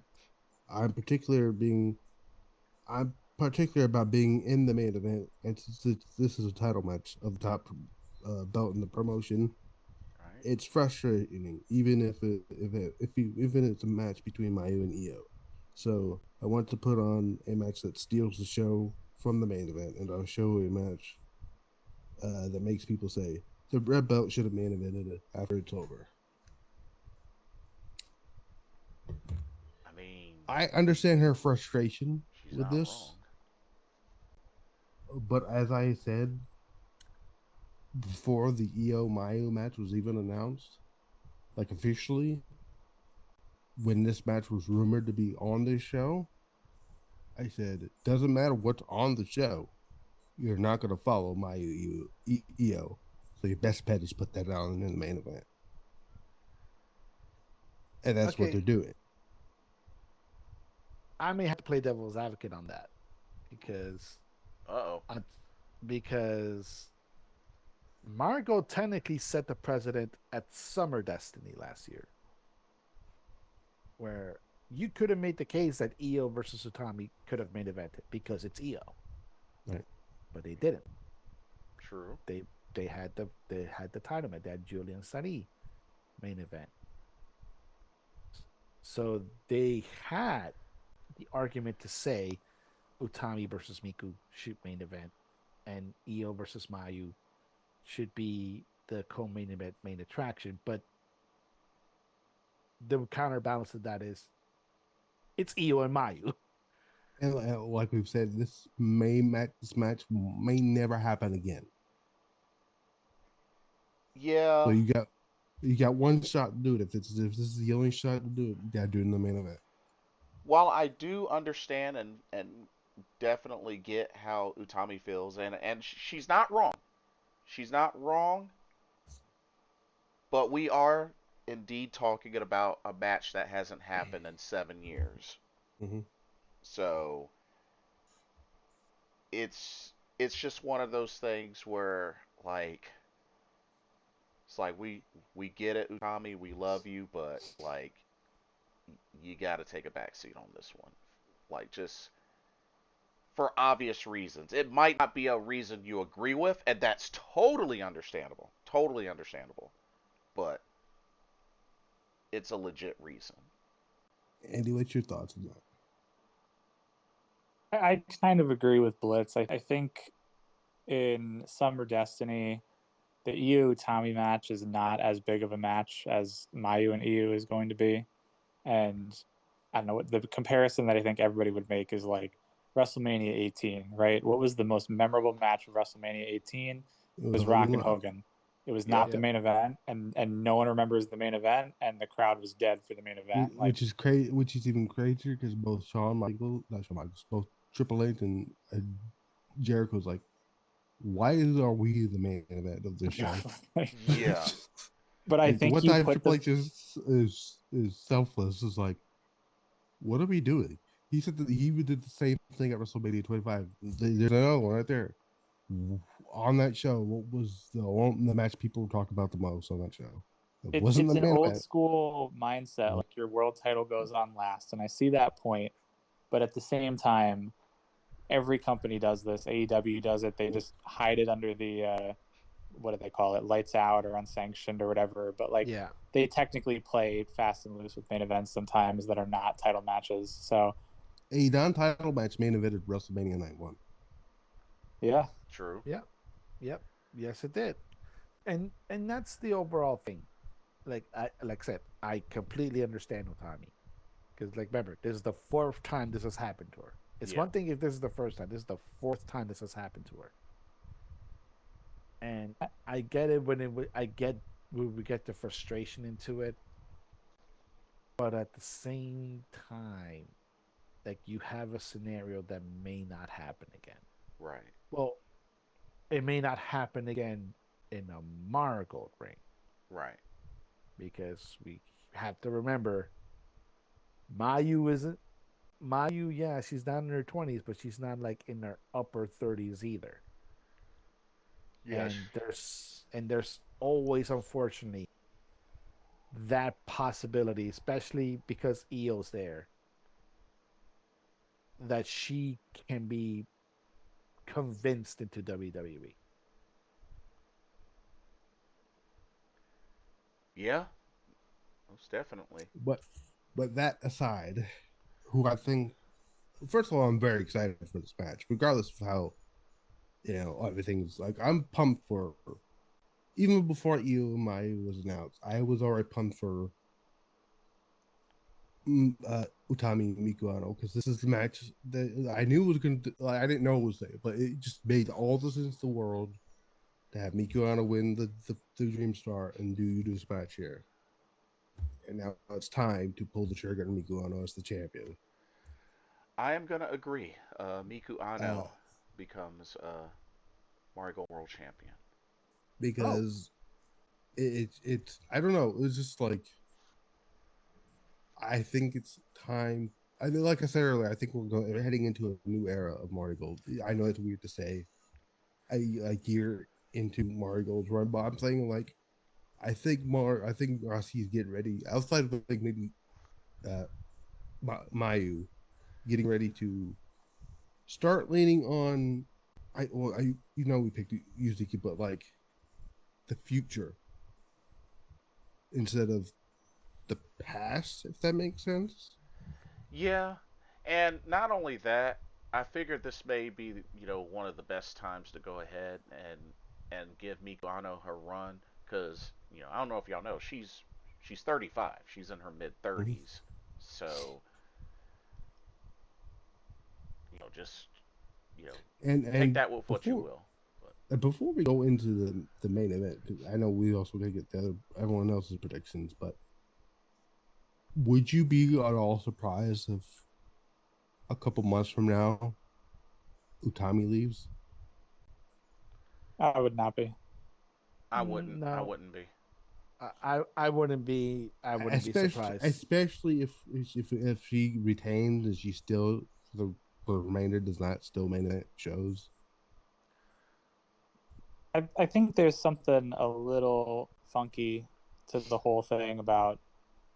I get this maybe as the exception to the rule with the massive main event, but I do think it's a little odd that dating through two companies with the same booker, she's getting a similar treatment. Plus, you think she's only defended the belt like 4 times, and one of the times was against Tank, which I'm not going to count that. Sorry, Tank. she just doesn't seem to have done much with the belt. And then what was it? A couple months ago, there were those very odd, peculiar comments from Rossi about she doesn't have the look, or however he phrased it, as the just Oh yeah. fishy Yeah. stuff all around, just really Didn't bizarre. didn't they recently book a freaking try to do a double title match and they said, well, actually, let's not do this because this is a terrible idea, and we went to time limit draw.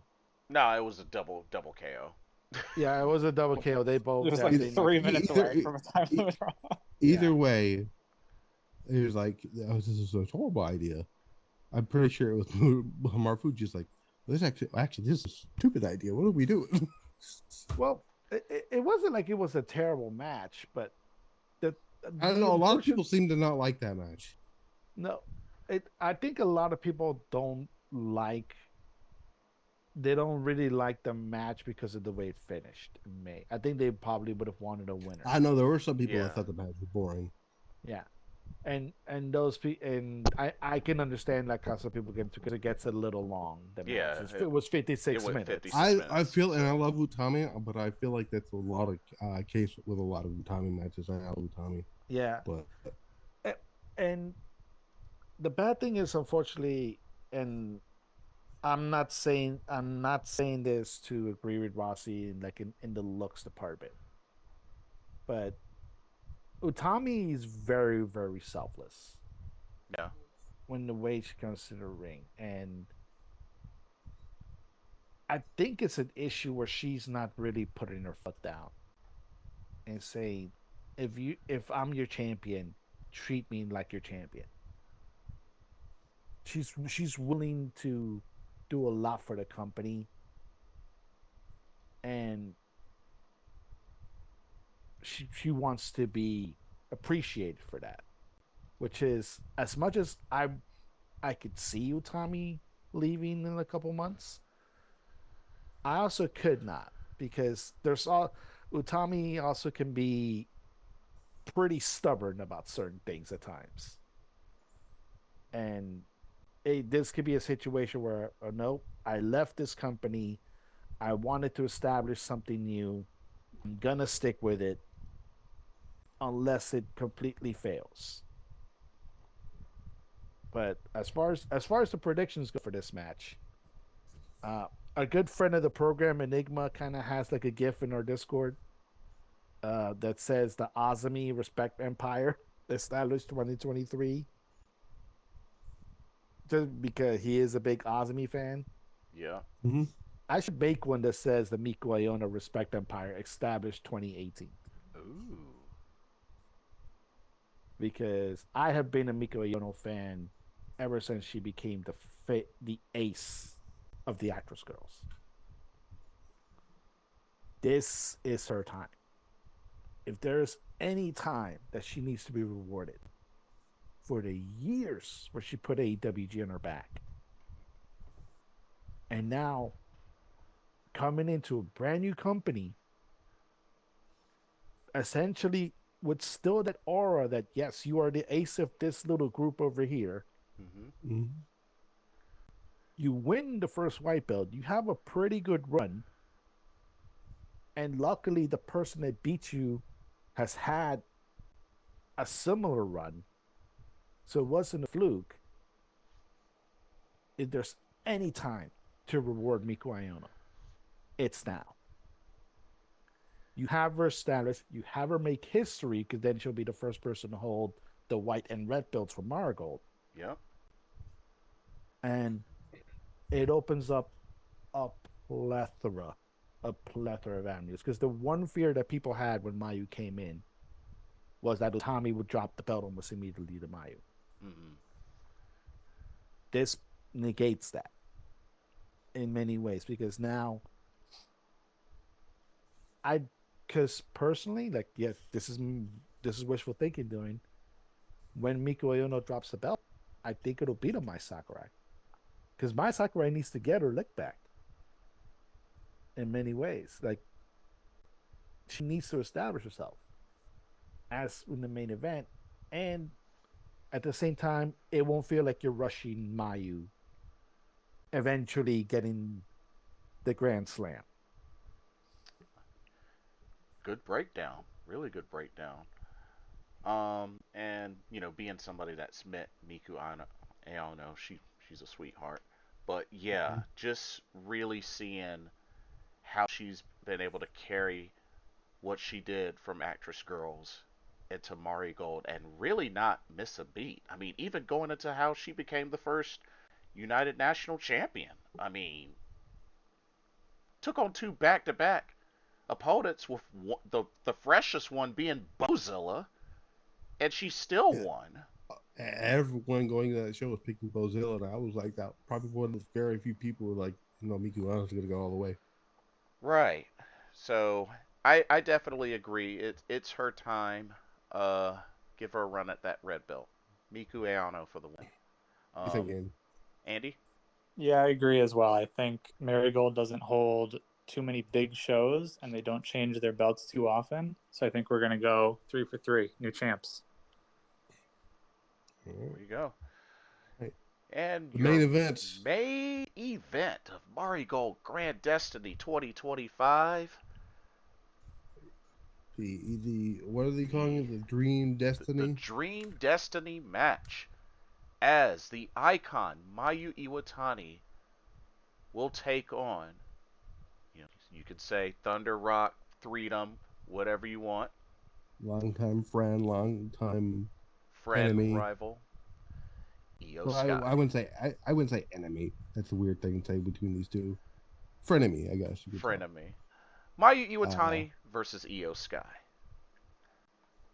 a match that, believe it or not, even though I had found out about it back in July, has actually been in the works. Like I said, a while. I didn't know how far until we found out. Oh, it's been in the works since Summer Destiny last year. That's a long time. Mm-hmm. Because Uh, Rossi asked, okay, this is something Rossi had mentioned in an interview about how this match came together, and he asked after the Summer Destiny show, he asked, you know, if we were able to bring you back for if we do this show again here, if we bring you back next year, who would you like to wrestle? And immediately her answer was Mayu, and so somehow he knew. So I'm I still can't believe this match is even happening. First of all,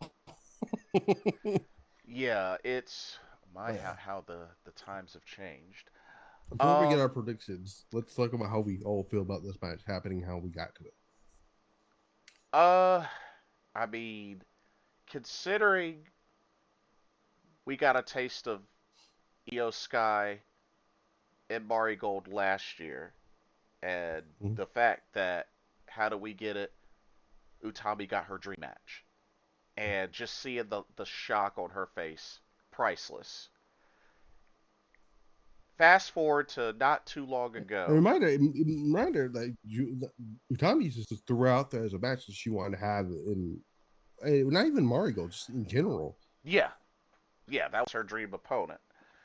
I don't. Fa- I think I think she said in Stardom too. Uh, yeah, oh yeah.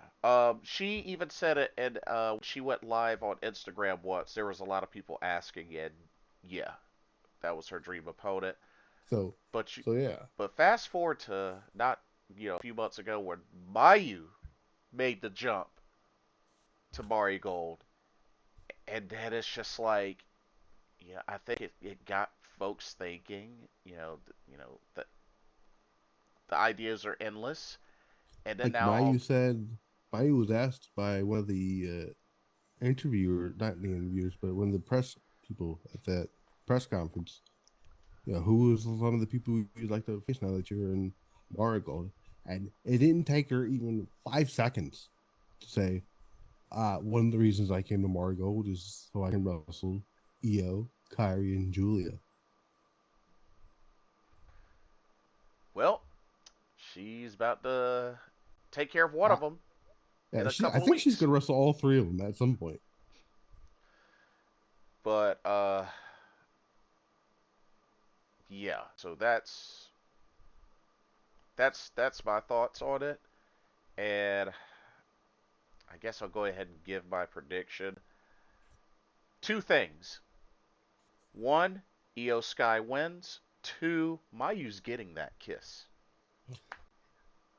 Marcus, what you got?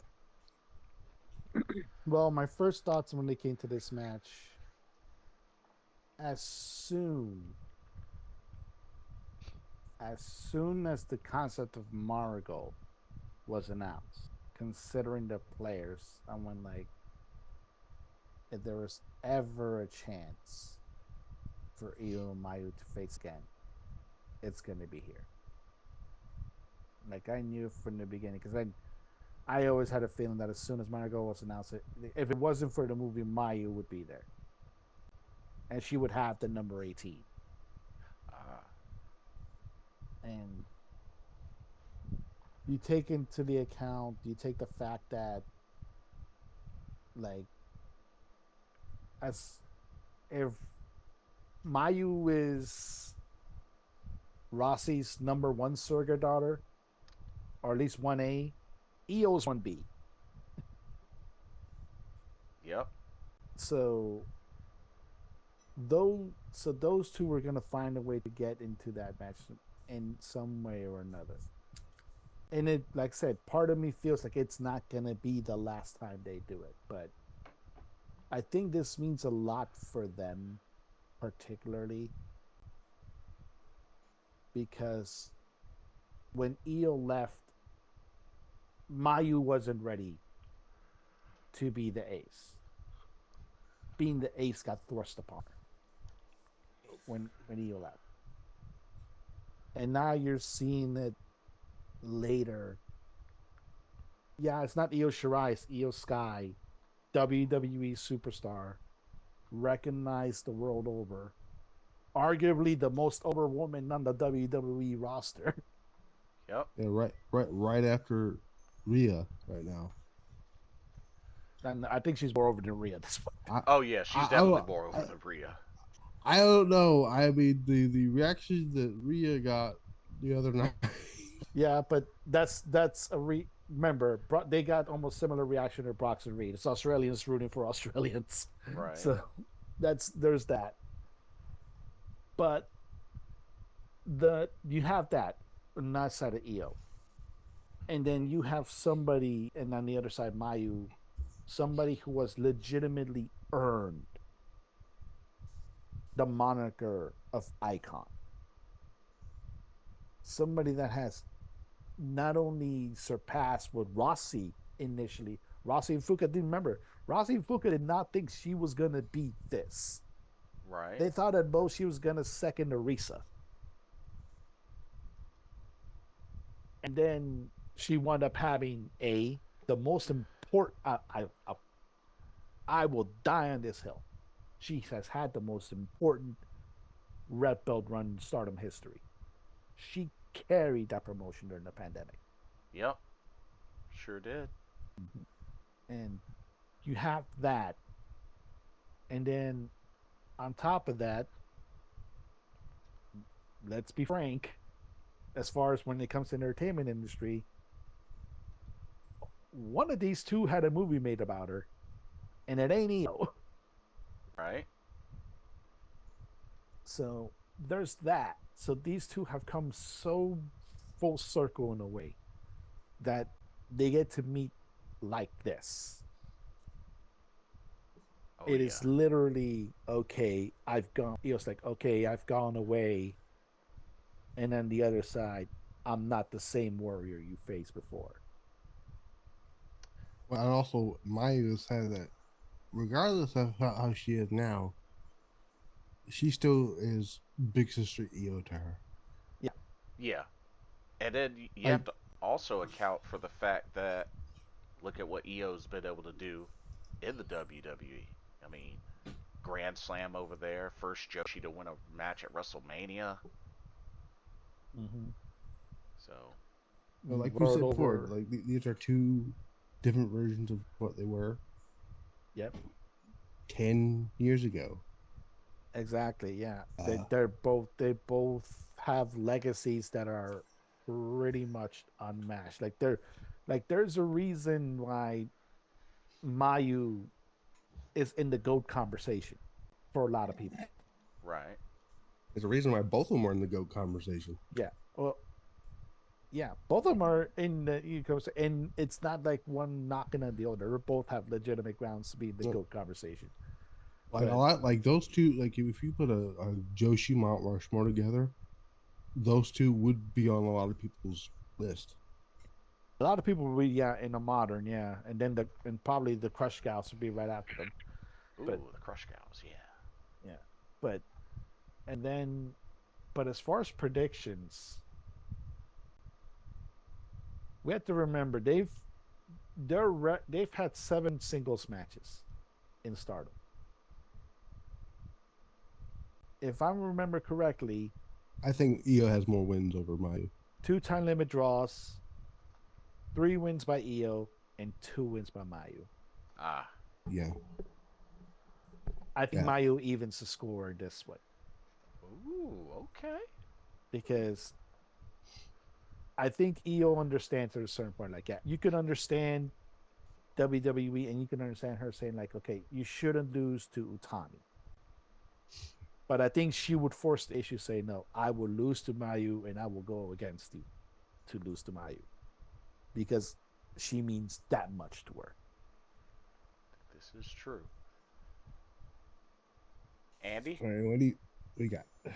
Yeah, I think this is going to be a lot of fun. Probably deserving of the main event, like we talked about. I agree. I do wish that we got the live reaction from Mayu, like we got from Utami last year. I think that's going to be like the one piece of the puzzle missing. Her live reaction was her waking up to the announcement and then tweeting about it. That was her Right. reaction. Oh yeah, Right. she was like, eh? Like, what? That's like the one I think missing piece to this.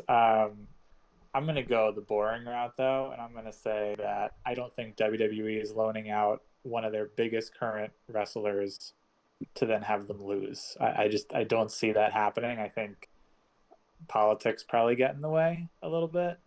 But that being said, I don't think that means it's going to be a bad match. I think the match is going to be wonderful. I'm just going to pick Io because of that reason. So, all right. So my prediction. I haven't even said my prediction yet. Yep, you're I- last. I think Mayu is getting the win here. I agree with Raucus mostly because yeah, same thing with the whole thing with Utami, but this is Mayu. This is one of Io's best friends. I think she's willing to lose to one of her best friends than somebody she doesn't really know very well, which was Utami. Good And- point. So, here's the other thing. Here's another thing. She was willing to. Maya was willing to lose to her best friend Kyrie, and when Kyrie comes, it was eventually going to wrestle Mayu. Mayu's gonna, Kyrie's gonna return the favor. Yeah. And What I what was about what to say, one last quick thing. What do you think happens once the bell rings to start the match? I don't think they touch each other for like 2 or 3 minutes. That crowd is going to be insane. I think we're gonna see like a Sami Zayn Nakamura type moment here. I think a big part of me feels like they're gonna be like, it's really you. Like, we're really doing this. And they're just gonna take it in, like I said, those couple of minutes and just take it in before they even make a move at each other. Okay. You guys remember the 2022 5-star finale? How it felt between Julie and Suzu. Oh, yes. Yes. I think they're gonna Who- be similar Julie and who? reaction. And Julie and Suzu, Sue. Oh, where they teared up, especially Suzu teared up pretty quick. Yeah. I think you're gonna have that type of reaction. there was another one I was thinking of. It was also in Stardom. I'm trying to remember who it was with. It was, or no, I didn't in Stardom. It was. Wait, do you remember what my match was? It was. I think it was in WWE. It was a match between. Actually, you know what? It was WWE. It was AEW. Kenny and Brian. Oh, that long pause Yeah. before they Yeah, finally. Yeah. Yep. and the crowd was going nuts. I think we're getting something similar to that with these two here. Um, Yeah. Yeah. Like I said, that crowd is gonna go insane. And here's another question: do we get the first first balcony dive from Io Sky in many years? I feel like I feel like she wouldn't do with Utami, but I feel like it's Mayu. It's the main event. I think she's willing to go do something batshit crazy I think they're with her gonna best friend. I think they're gonna end up doing the kind of things that will remind you why Mayu versus Io was so iconic. the I think they're gonna do a combo of that and a combo of the things that help them grow. Because you mentioned the balcony spot. I would not be shocked one bit at all if EO puts on the garbage can to do it. Because Wow. Uh, that is her most iconic shot of WWE. Well, yeah. that's her third best friend. No, actually, that's her fourth best friend after Rio. It's just the garbage can. A- Andy, what do you think will happen once that bell rings to start the match? Yeah, I agree. I think it's going to be a moment where they soak in the moment. I think it is. Hogan Rock was the other one I was thinking of. Yes. I think it's going to be one of that. I think this is probably going to be a long match. I would imagine it's like 25, 30-minute match, I would say. I wouldn't be surprised if they go 40. I wouldn't be surprised if they go longer either, but it's certainly longer than 25 minutes. And I Oh, think that's absolutely. going to start off the pace right. It's going to set the pace. It's going to get the crowd ready, and I think it's going to be really good. Indeed. Mm. Quite a card to look forward to at Marigold Grand Destiny 2025, which, a reminder, it is on Sunday, October 26th at Ryogoku Kokikugan in Tokyo, Japan. So, looking forward to it. And it is going to be on Now, I got a Wrestle question. Universe as a pay-per-view. Do you plan on doing something special for that show? I would love to. Oh, okay. The show is at 1:30 in the morning, but Would you risk it for my EO though? we'll see. We'll see. I have to get back with y'all on that. We'll see. We now depending on how on Crimson Nightmare, we could also probably I could usually think Mario is different. I know Stardom usually likes to have theirs on a different week, like a Friday night or a Saturday. I think when is was it the third? That's what. November 3rd. Yeah. So I think hold on, let me go. I That is on a may have to. Wednesday. It's on a Wednesday. And then that Sunday is when the 15th Goddess of Stardom Tag League begins.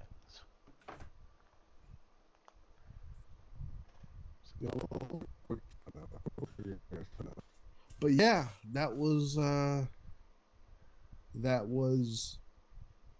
don't know how long we went, but that was this Three, week's episode of 3:43. Pile Driver Pulse. That's not that's hey, it's shorter than what we did the other day. The other one, Yeah. that's right. True. But it's not the Pile Driver Pulse. That's my show. This has been the Joshi Cyber Squad. I've been Matt the Misfit. This has been Jason Ingram. This has been Rockus99 and Andy, who popped in during the Shiri talk. I think it was. I don't know, or Stardom talk. I don't remember. No, it was Stardom talk. But you guys can find me, Pile Driver Pulse on Twitter. I probably not going to worry about the other outlets. who cares at this point? Oh, you'll be able to find my YouTube on the thing and all that stuff here. Where can they find you guys at? Blitzball Champ on YouTube. If you go to my page, my link tree is there as well. Check out the link for my other connections: Twitch, uh, Facebook, Twitter. There you have it. Blitzball Champ. Cool. I've been doing a weekly TJPW podcast. If you really love TJPW, you can give it a listen wherever you listen to podcasts. It's called the Tokyo Joshi Pod, and we're also on X and I was gonna say X and Twitter, but that's the same thing. X and Instagram and TikTok at Tokyo Joshi Pod. All right. You see the name it on all the socials, Twitter. I will never call it Elon. I do not care. No one calls it X, bro. I Twitter, IG, Spill, Blue Sky, same name, Rockers99, RWKUZ99. And if I'm on Monday nights, if I'm not doing this, more than like depending, we will be also be doing, like I said, the pod with Mike Wilson, Gail Farkthal, Pound Box Report. I said, talk about the news in the ring. And unfortunately, depending upon how it goes, we're going to wind up a lot more intertwining if Dana White gets his way. Oof. Dang. But yeah. And you can follow this podcast. We have a Twitter open, which I'm hoping to get more active on there. It's a Joshi Cyber Squad. Very simple thing to look up. Just look it up there. You can look that up stuff, all that stuff here. So I gotta get ready to plug in my laptop before it dies mid record on me. I'm not the recording, but my face would die eventually on here. But yeah, until then, we will hopefully have this more of a recurring thing, because you never know. By the time this comes out, we'll probably find out where Mirai's going and stuff like that. But yeah, And until also want to say thank you once again to Andy of the Tokyo Joshi Pod for joining us for this first episodes for him. So thanks for joining us. Yeah, thanks for having me. Sorry to run in during the main event.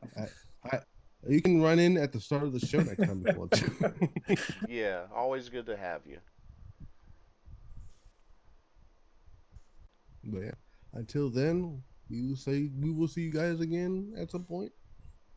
Peace out. Peace out, everybody. Enjoy the rest of their week.